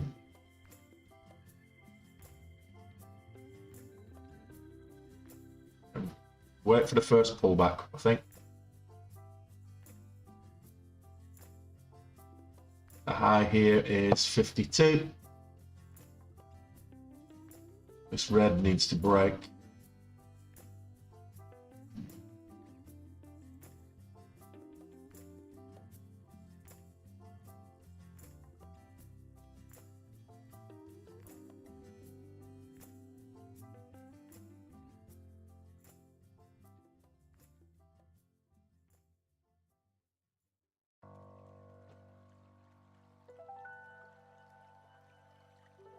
There's nothing wrong with going long on Bitcoin.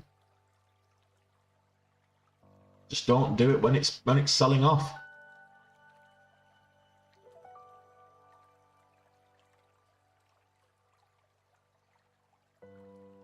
Moniso, we traded Moniso yesterday as well, and it went well for us. C Limited is pulled back from when we traded it. So now we've had our first pullback there. That's the first 1 minute pullback on this move up. So Pineapple Energy was a gap and go. It gapped up and then it broke highs here, 320. We missed it because we were busy trading C Limited. But now we can get in and try and get the move up now. We're in at 352.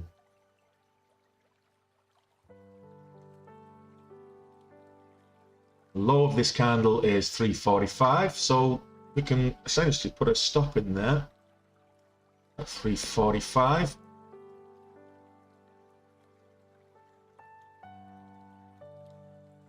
put it at 350. $0.50. So now if this continues to move up, we can scale in. What platform am I using? I'm using DAS Trader, but I'm trading with the brokers. The broker is Capital Markets. But I'm not in the UK, by the way. But you can use that in the UK.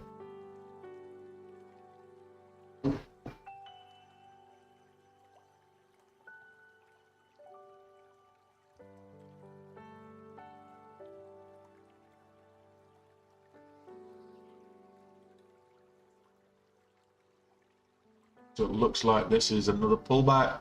I'm just going to exit this position for another 100 shares. There we go. So we got another 100 share, $100 out of that. Base hits. There's 250 out of Pineapple Energy.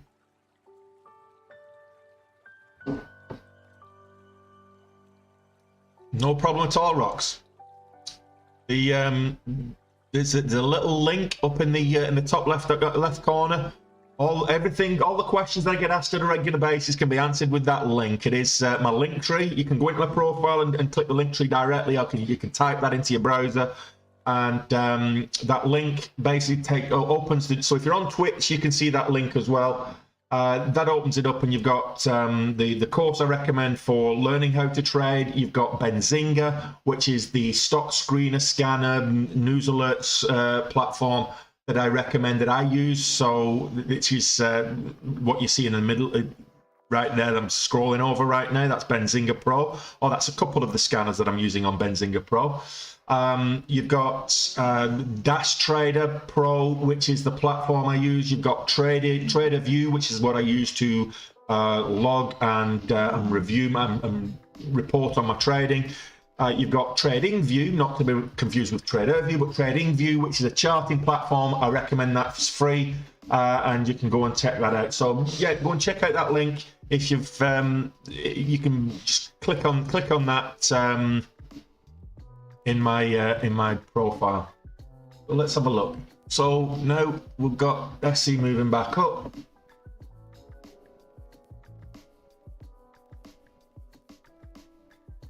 Oh, you stink.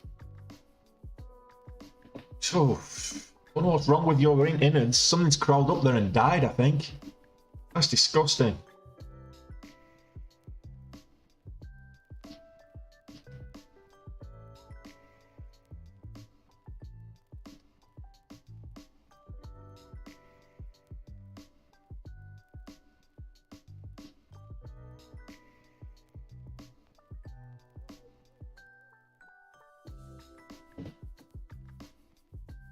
Okay, I was going to get in at 60, but I'm going to wait for it to break highs. There was a 1 minute potential double top here, but we've got a lovely flag on the 5 minute and on the 2 minute.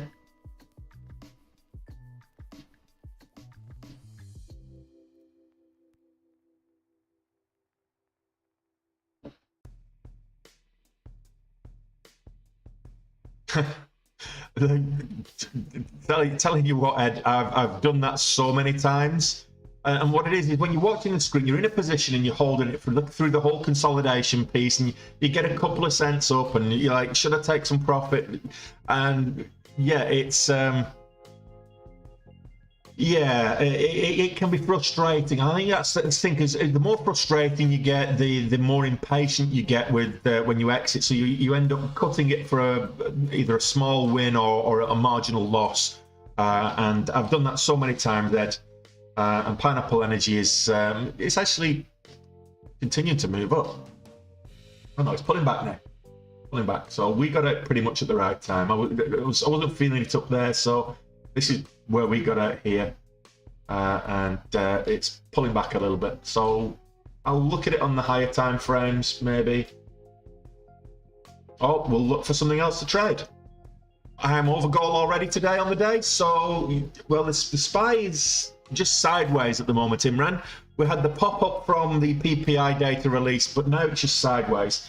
Look at the SPY. So if you're a futures trader, the SPX, is what the SPY is, but it's an ETF that tracks it. So What's going on here? That's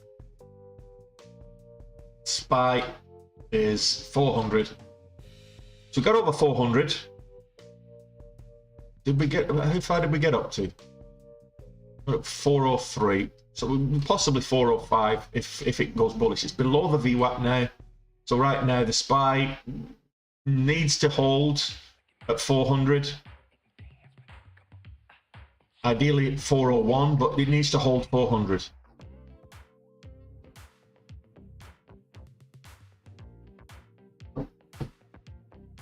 No problem, Ed. Enjoy your time with the little one. I don't know. Maybe that, maybe her that aroma at Faro is what's it's got me back to trading properly again. So yesterday and today, good trading days. 1.5 times my daily goal today. Similar, well, a little over goal yesterday. So get green, stay green. That's what I'm always saying.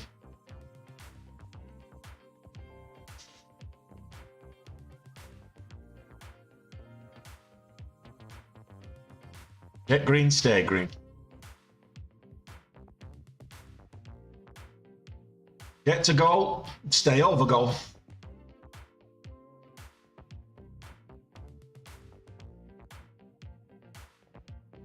All right, what else is we seeing moving? AMPC. Now volume.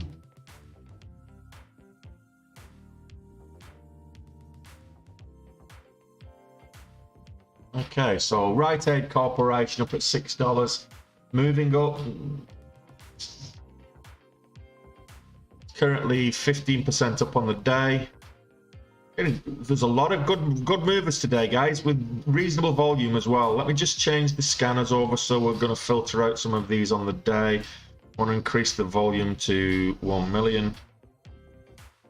It's not got 1 million in volume on the day. I don't want it.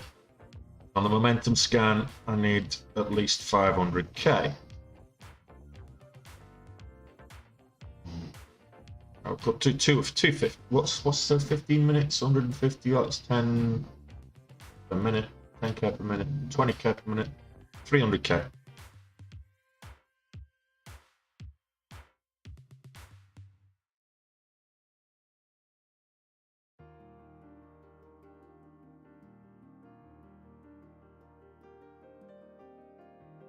There we go. That filters out the wheat from the chaff. So now we're just looking at decent moves, reliable moves. So I've filtered out anything that's less than 150,000 per minute is so 10,000 shares a minute. 150,000 over 15 minutes on average. Did I put 150 or did I put, yeah, 150, that's right. Over 15 minutes it needs to be 10,000 shares a minute.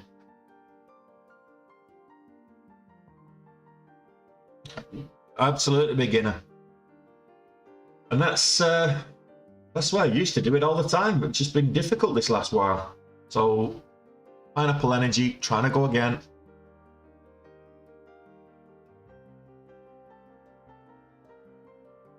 Cautious that this is now double top. Getting good volume, but it's pulling back. I'm glad I almost entered there at 65. That's the down wicks are very bullish, so this is actually a good sign. If you get the sell off like that and then it moves up, it's actually very bullish because you get the selling pressure, then people just buy it up.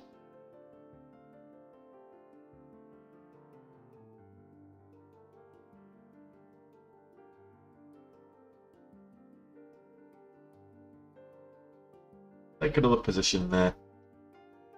350. Just put a stop there at 349. It's a $0.50 again.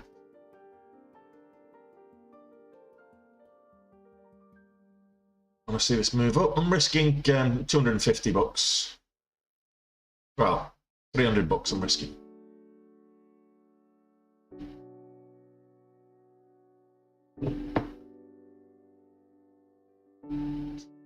I'll see this break highs because I'm a little conscious. I'm going to move this up to 55.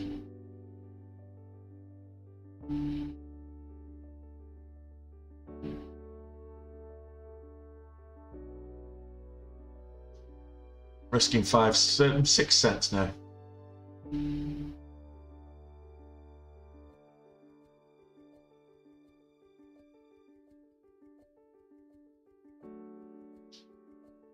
$6, that's what, $150. That's all I'm risking. Really wanted this to, as it broke out and what day, yeah, so that's got me stopped out, so I don't mind that.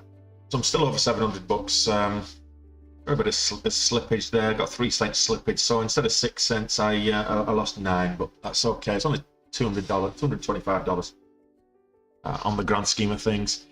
Normally what you're looking for with momentum is if you're entering a position, you want it to go in your way pretty much instantaneously when it's got high volatility. If it doesn't, then you want to set a very tight risk, because this double top is something that is quite bearish. So normally if I was in this position, if I've been riding this up from like 310 and I'm still holding this for the break of 370, I'll be either sizing down or getting out, because this double top is a reversal pattern. It's a seller. So if you wanted to go short on this now, this is the indicator. You've been looking for the break of 350 and successive lower lows. Got that support at 350. So if it breaks 350, it could be bearish. Let's have a look at what else is moving, if anything. So the S&P 500 didn't hold all its gains from pre-market, but it did come down to 400. I did say it needed to hold 400. It bounced on 400. Now it's trying to move back up and test the VWAP. So that's actually, that little hangman there is a good. It's a bullish sign. It's a bullish candle. Have a look at RAD for you. I did look at this earlier. Just the ATR 7 cents, so that's why I've not taken a position. It's looking strong, but the again, this is forming a double top right now as well, so it needs to break 690. So just beware that the double top is a bearish pattern. If we get consecutive lower lows now, it's a sign of selling off. It's a sign of reversal. So you basically you want to see this break 690. You want higher highs now.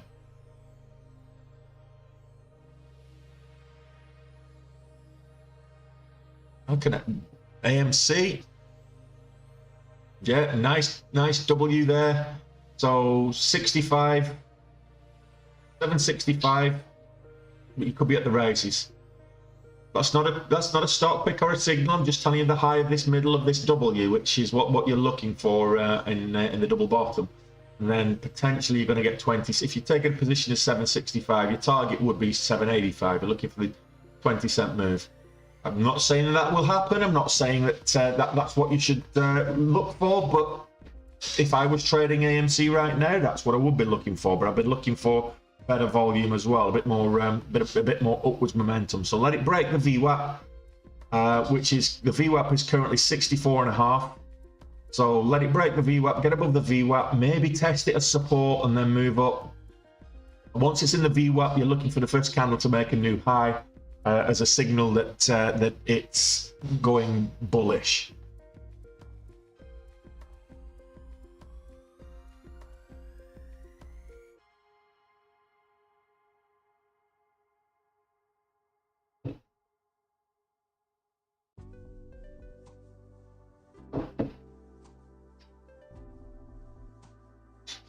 Why am I not trading right now? Well, I'm over goal. That's why I'm not trading right now. Carnival Cruise Lines breaking highs. How is it doing with Carnival Cruise Lines breaking highs up at $11.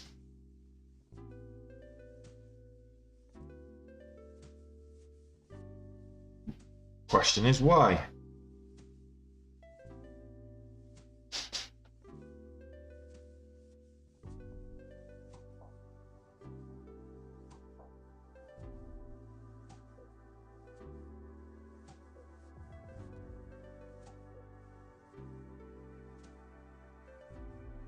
So Qurate Retail decided to sell off after resumption. Right, okay, so Carnival's moving up on the announcement of changes to its board of directors. It's a larger stock than I typically would like to, in terms of float, that I would like to trade, but it's got good momentum. It's 14% shorted, so it's not a huge short float, but that could trigger some bullish momentum if it continues upwards. Don't like that doji there. We need to get above that doji. That's a bearish indicator. Reversal indicator. It's an indicator of reversing sentiment. So 1138 needs to be found on Carnival Cruise Lines.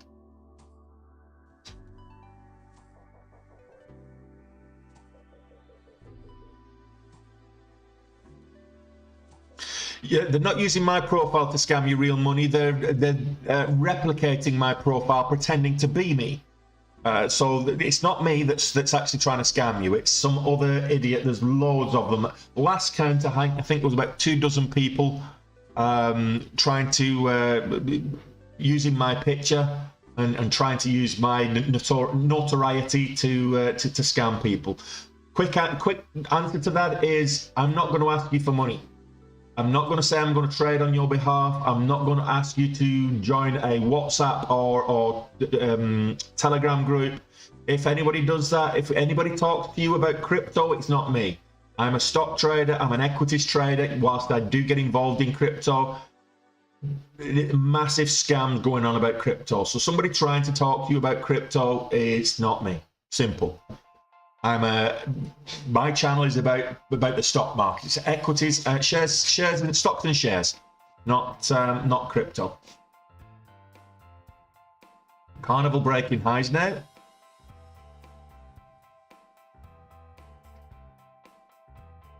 Rad broke it. I did say it needs to break 690.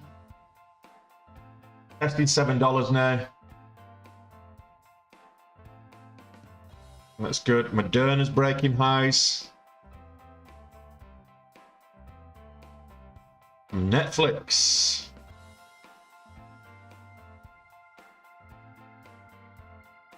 Got a good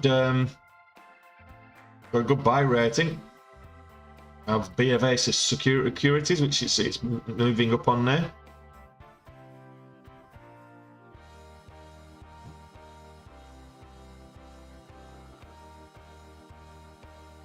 The S&P 500 moving up again.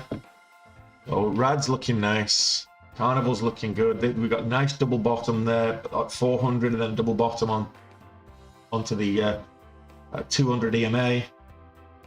This is the S&P 500. So this is moving up nicely now. Yeah, the reason a lot of people try and scam about crypto is, one, it's not regulated, so they think they can, and they think people don't know about. It's this dark arts that people don't believe other people know about. I had some guy call me up talking about crypto and invested in crypto, and I had nothing to do. I was watching, I think I was watching Newcastle play, so I was really bored. No offense, Alistair, but I was just watching, I think it was Monday Night Football a couple of weeks ago, and they phoned me up and I thought, I'm just going to waste this guy's time because he's wasting mine. So that's exactly what I did. And then when he started to get frustrated and angry, I'm like, look, I'm a day trader for a living. That's what I do. Don't be coming onto it and start spreading your BS thinking I'm going to buy into it when you don't even know what you're talking about yourself. So let's be careful. To be fair, actually, I don't think it was Newcastle, because Newcastle have been playing some attractive rugby of late. Football. Rugby's finished. Actually, I've been enjoying the autumn internationals. Not so much the England games, but I've been enjoying the autumn internationals, rugby internationals. I don't know if we've got any rugby fans on the in the chat. I'm just gonna put Rad up there. So I've just put Rad on one of the small on the second chart there for you, Don. You can see Rad on the second chart at the bottom. Pineapple Energy's underneath the VWAP now. Tough Built never did anything today, so let's see what else we can do. I'm going to put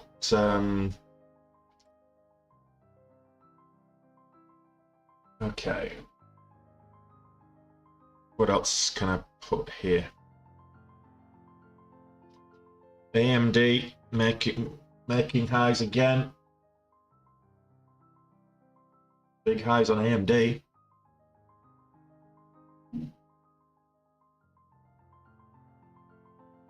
Target and Walmart today. Well, Walmart had earnings, so moved up really well, and Target moved up in sympathy, so that's now moving up. So Target's over the VWAP as well.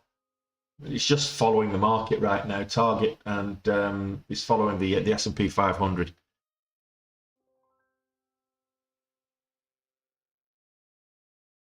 So Twist moving up.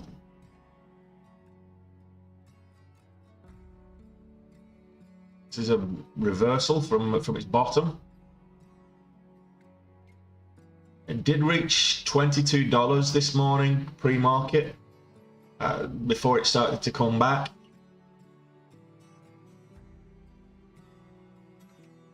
Absolutely. AMD's on an absolute tear up.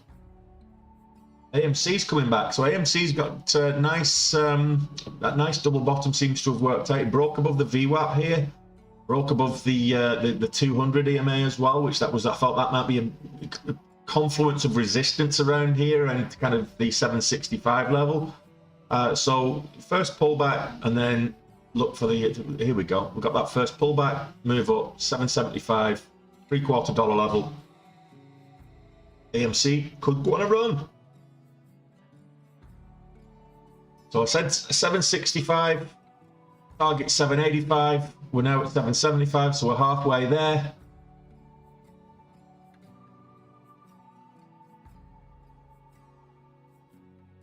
Tesla breaking highs. I'll come back to AMD in a minute. No, AMC in a minute. So Tesla's not had a huge amount of bullish gains for a while now. It's moved up with the market, but at a lesser extent. So Tesla's up 5% right now. The Nasdaq's up 2.5%, but Tesla's up almost 5%.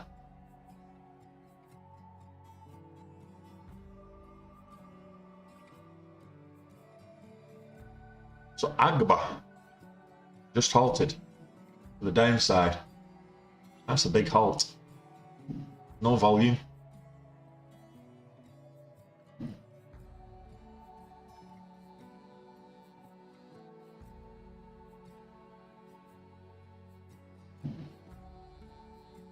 This is getting extended, so I don't want to be joining up at the top here.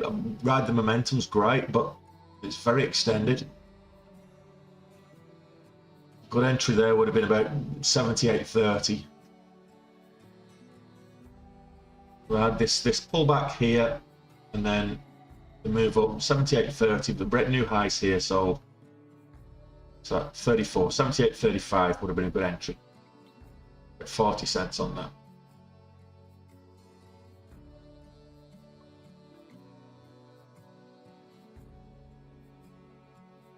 Yeah, I've got the volume. I've got more volume filters out there, Flip Jug. So I've got on my filters. I've got volume 100. Greater. It needs to be 150,000 shares. So essentially, what I'm saying there is that I'm looking for stocks now that are trading at least 10,000 shares a minute. So 150,000 shares, 10,000 shares a minute on average over the last 15 minutes. So it needs to be at least 150,000 shares. the price is still above $2. So that's the filters I've got on my 15-minute chart on Benzinga. Hope that helps you.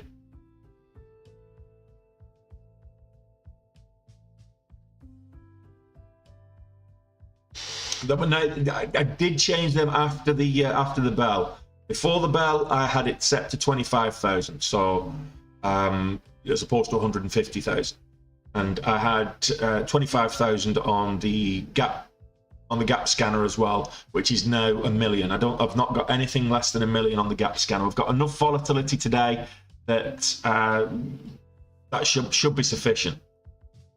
If it's not trading 1 million shares across the course of the day, I don't want to know.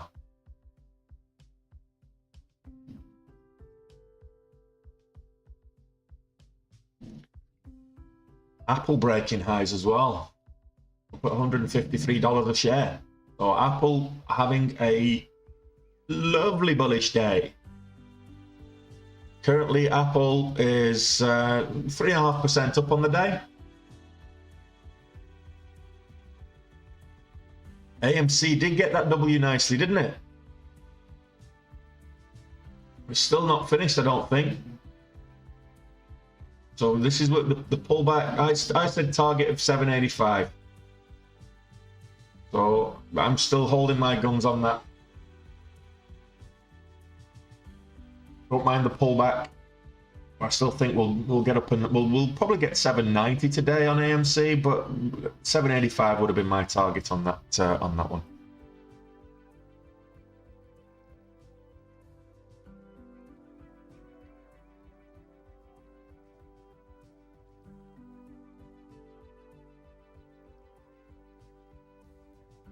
Yeah, there you go. Sorted by change. Yeah, that's exactly what it is.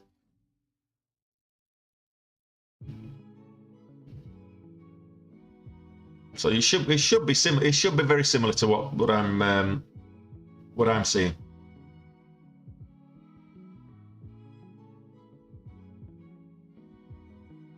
But then again, you've got to remember as well that my charts are delayed. So you're watching on Twitch, and there's latency. So what you're seeing is about 20-30 seconds later than what's actually happening on my charts there, Flipjug. Just bear that in mind.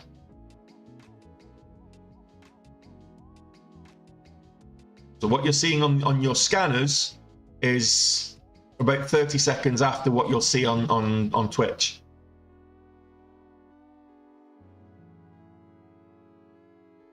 Nimrod, have you got it set to the regular session?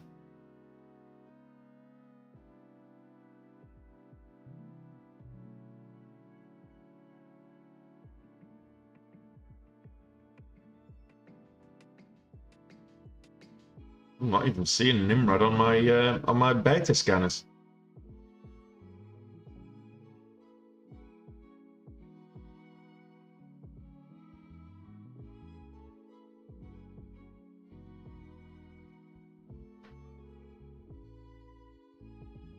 Yeah, well, I'm not surprised. They've got something wrong with your volume settings there, because Nimrod or Nomura Medical, there's no volume there. That's never going to show up on my scanners when it's only done 935 shares all day. Aside from that, it's 229 right now, but it's only done. You've got something wrong. So I'll show you what my scanners are here right now. So I've got price greater than 2. Okay, so if you've not got price greater than 2, then that's obviously going to be wrong there. Then volume greater than 150,000. That's it. That's the filters that I've got on my 15-minute chart there, Flipchub. Greater than 2 and greater than 150,000. If you've got those in there, then it should essentially be the same. That's assuming that you've got the columns set up in the right way, in the same way as well. Let's have a look at this. It's I'm not going to be trading it, but oh yeah, it's up at $19, $19.50. So AMTD Digital, it's reasonable volume. So it's up 14% on the day. It's not quite hit that 1 million mark to get onto my scanners, but let's have a quick look at. That wasn't very clever, Tony.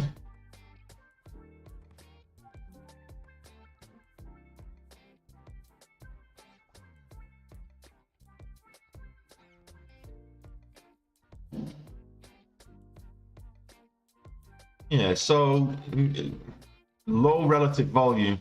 Normally averages just under 500,000 a day at HKD. It's 173, so it might get there by the end of the day, but it's not great relative volume. It's not great volume, not great relative volume. And it's the relative volume that's more, just remember that the relative volume is more important than the volume itself. So I've set a minimum now that I'm looking for. So PDSB was what we were looking for yesterday. I had a really good catalyst yesterday, and it didn't moon as we expected it to, but it's doing it now. PDS Bioscience. Well, this just popped up. Had a great cancer catalyst yesterday, I think it was. Hitting the momentum.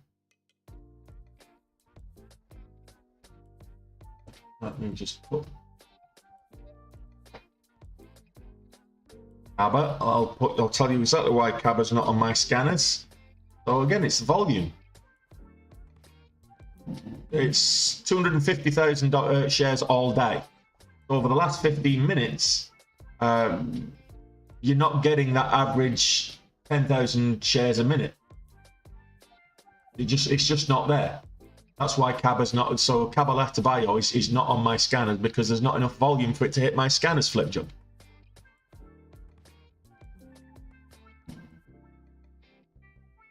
Right.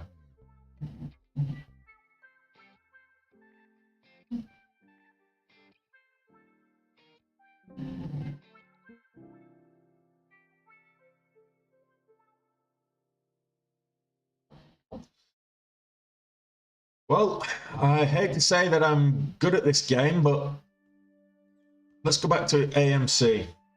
Now, I said 265, break of the VWAP, 265, take a position on this W, and you'll get 20 cents. We're now at 785.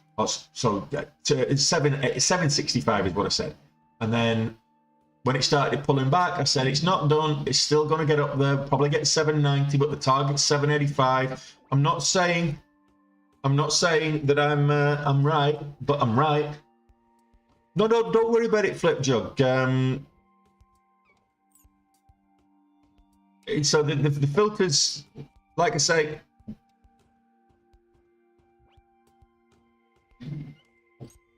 full enough up at 785, and now it's pulling back a little bit. We might get 790, but 785 was the safe bet. Why did I not take that trade? I should have taken that trade.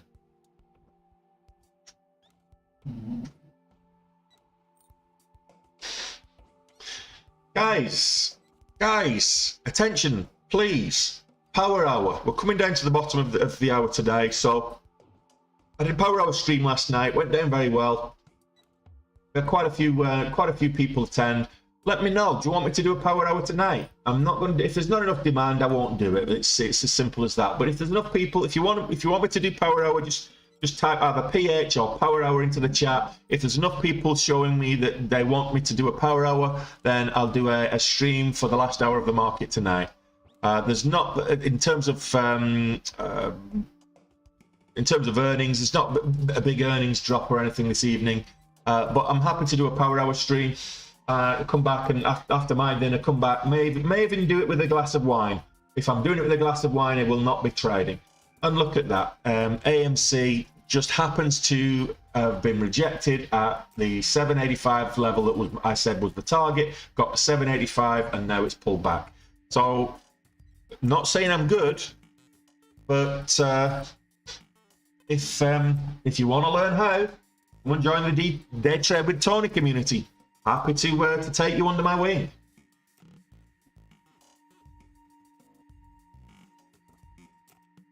let me know.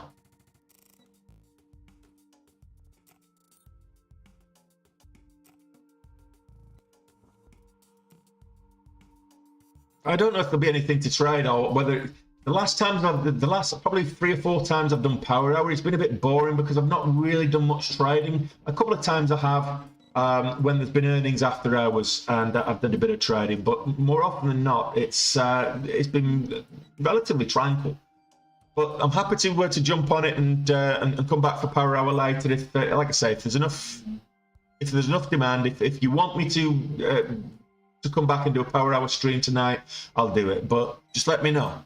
So, I mean, Don says yes, James says yes. I think there's only 2 people. So, if there's only 2 people want me to come back for a Power Hour stream this evening, so that'll be 3 p.m. market time, East Coast, New York, or it'll be 8 p.m. In the UK or in Ireland.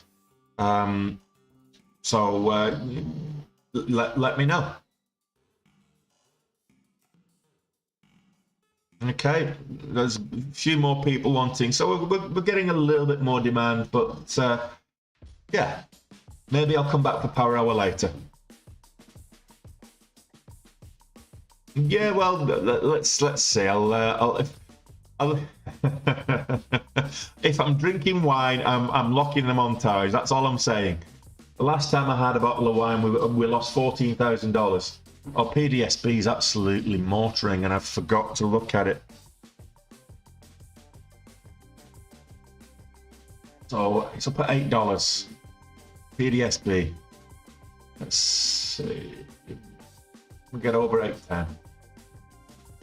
This is the one that had the cancer catalyst yesterday, and I was disappointed that it didn't really do anything. It didn't really make a showing. It held most of its gains, but it didn't really make a showing after the bell.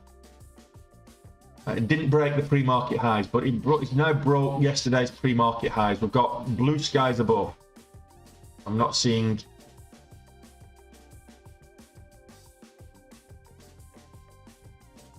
Huge volume back in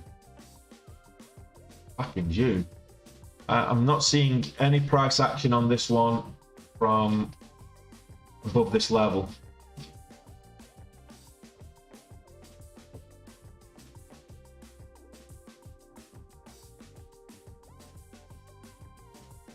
Just gonna dip into trading view because I can only get 12 months of data in DAS, and that's one of the limitations of Dash Trader, is that you're only getting 12 months of data at the top end. So PDS Biotech, I really want more than 12 months. So yeah, we have to go back to last December for the last time it was up at this level. 850, the resistance level at 850, and then again at 875. Well, support at 875 previously. We've got resistance at $9. Yeah, so we're reaching $8 right now.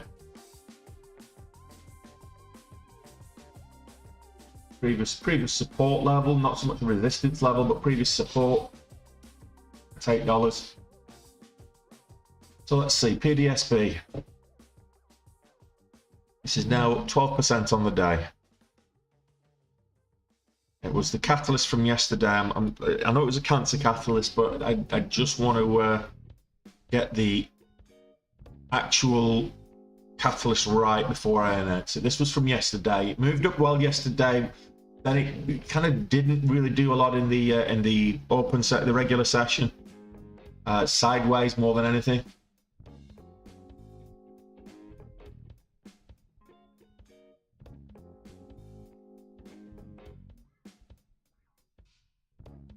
So we've just got a Noble Financial reaffirmed their buy rating,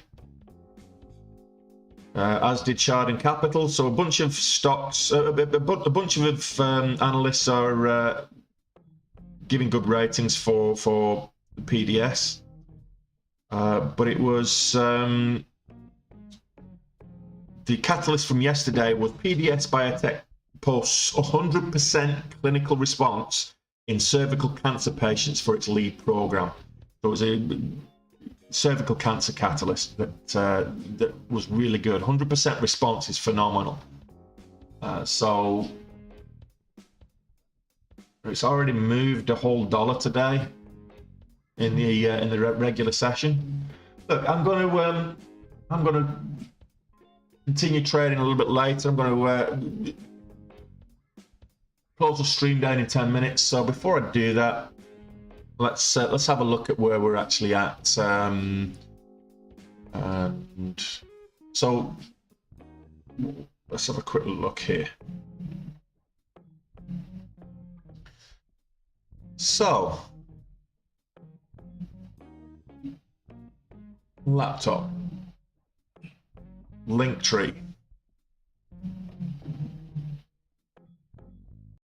Okay, so this is my Linktree. If you're wondering where it is, then check out that link in the top left-hand corner of the, if you're on Twitch or YouTube. If you're on YouTube, these links are all in the description of this video, so check them out below, no problems at all, or in the video description of this live. These are all the links. If you're watching on Twitch, you'll see that there is a link in the top left corner. That's the link tree. You get exactly, it'll bring you to this exact page.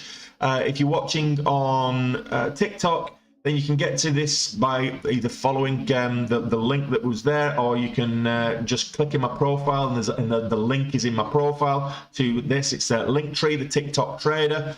Yeah, so if you want to contact me, you can email me directly. If you've got any questions, I answer all emails as quickly as I can. You can reach me on Facebook, Twitter, Instagram, say direct messaging. If you're watching on one of the other platforms, you might want to check out my Twitch or YouTube channels, or even my TikTok if you're not already following me on TikTok. If you want to learn how to trade, the first link here is Day Trade with Tony. That's me teaching you how to trade.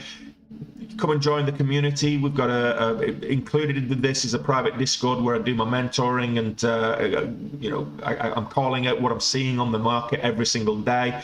But also the community that we're building is doing the same. So we've got a trading room where everybody's actively involved, calling out what they're seeing on the market. So it's an active trading room as well. This is the syllabus. Go check it out for yourself. Full syllabus is over 20 hours of lecture material. There's a full library of ebooks, reading material that I use to learn. So this is all collected in one place for you, so you don't have to go on the internet and source it for yourself. There's a swing trade, introduction to swing trading as well, all for the budget price of $150. What you would be charged, someone else was, I think it was Don, that was charged $6,000 to learn. I'm going to charge you $150. Why? Because my time is precious to me. So you can get it for cheaper if you want, going for a longer period. My profitability is there for you all to see if you keep scrolling down as well. My trader view statistics, my broker reports are all there for you to check out. Just to show you that I am profitable. You don't just have to watch. If you've been here for a while, you've been watching me make that $7,000 this morning, no problem at all. So go check that out. If you want to know what stocks to trade, if you want to find stocks to trade, Benzinga. Now I'll show you my Benzinga setup. So I use Benzinga every single day. Try it out for free for 14 days. Don't pay the full price. Use DTWT35 as the discount code at checkout. You'll get 35% off. This is what I'm looking at every single day. This is my Benzinga code here, and this is what quite frankly, I've got my real-time scanner here. I've got my, so this shows me surging stocks. I've got my momentum scanner here, which is over the last 15 minutes. This is my gap scanner, which is basically for the whole session or the day. I've got signals and alerts here. I've got news here, breaking in real time. There's a lot more to Benzinga Pro, but this is how I set my desktop up every single day. and this is where I'm getting real-time alerts, basically saying that this is moving, that's moving. You just saw me click on PDS Biotech because I got an alert there that showed me consecutive higher highs. It showed me the momentum, the volume, and this is if I want to click on one of these, for example, PDSB right now there, I click on that and it opens up another page. So it's all at my fingertips. And it will open up another page and load all the details that I need. So I've got an overview, including the actual chart. I've got the news over the last few days of what's actually happened. So I'm on this particular stock, I was able to quite quickly read there that PDS Biotech posts that 100% clinical response news catalyst from yesterday, but I'm also reading that they've got all these analyst upgrades and ratings that have come out today, which is giving it a lot of bullish momentum. Can also go into the key data as well, so I can see how big the float is, 27 million. It's 5% shorted. I can look at the financials of the company, so that it is the balance sheet, the income statement, cash flow, whatever it is. It really is. Benzinga really is a great tool to have. So go and check it out. As I say, you can try it free for 14 days. That's the second link here. If you like it, get on the subscription, but don't pay full price. Get at least 35% off. TraderView, you can go into TraderView, check this one out as well. My TraderView reports are all here.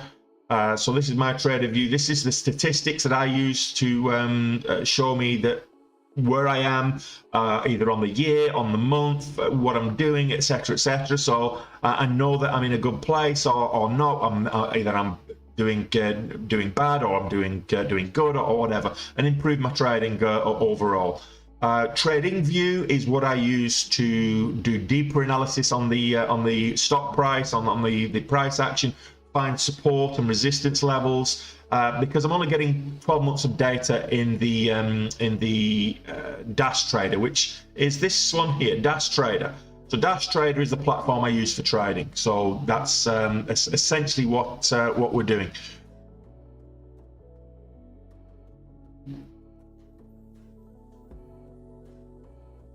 Okay, so with that being said, I will switch back to this level.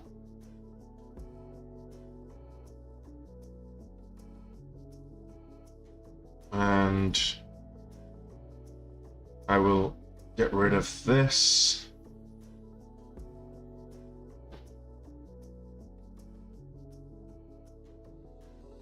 And change that scanner over.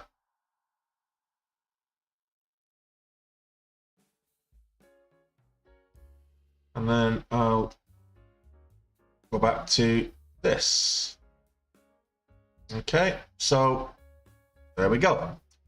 I'm going to end the stream now, guys. So by all means, I'll be back for Power Hour later. So that'll be 8 p.m. my time. It'll be 3 p.m. market time. I'm going to take a quick bio break. I'll take the dog for a walk, and then I'll be in the Discord. If you're on the Day Trade with Tony community, I'll be in the Discord in about an hour and see if there's anything else moving. I'm not going to be taking any stupid risks. I've got green, I've got over gold, I'm staying there. That's my advice, and that's what I'm going to start sticking to it myself. So enjoy the rest of your day, and I'll see you later for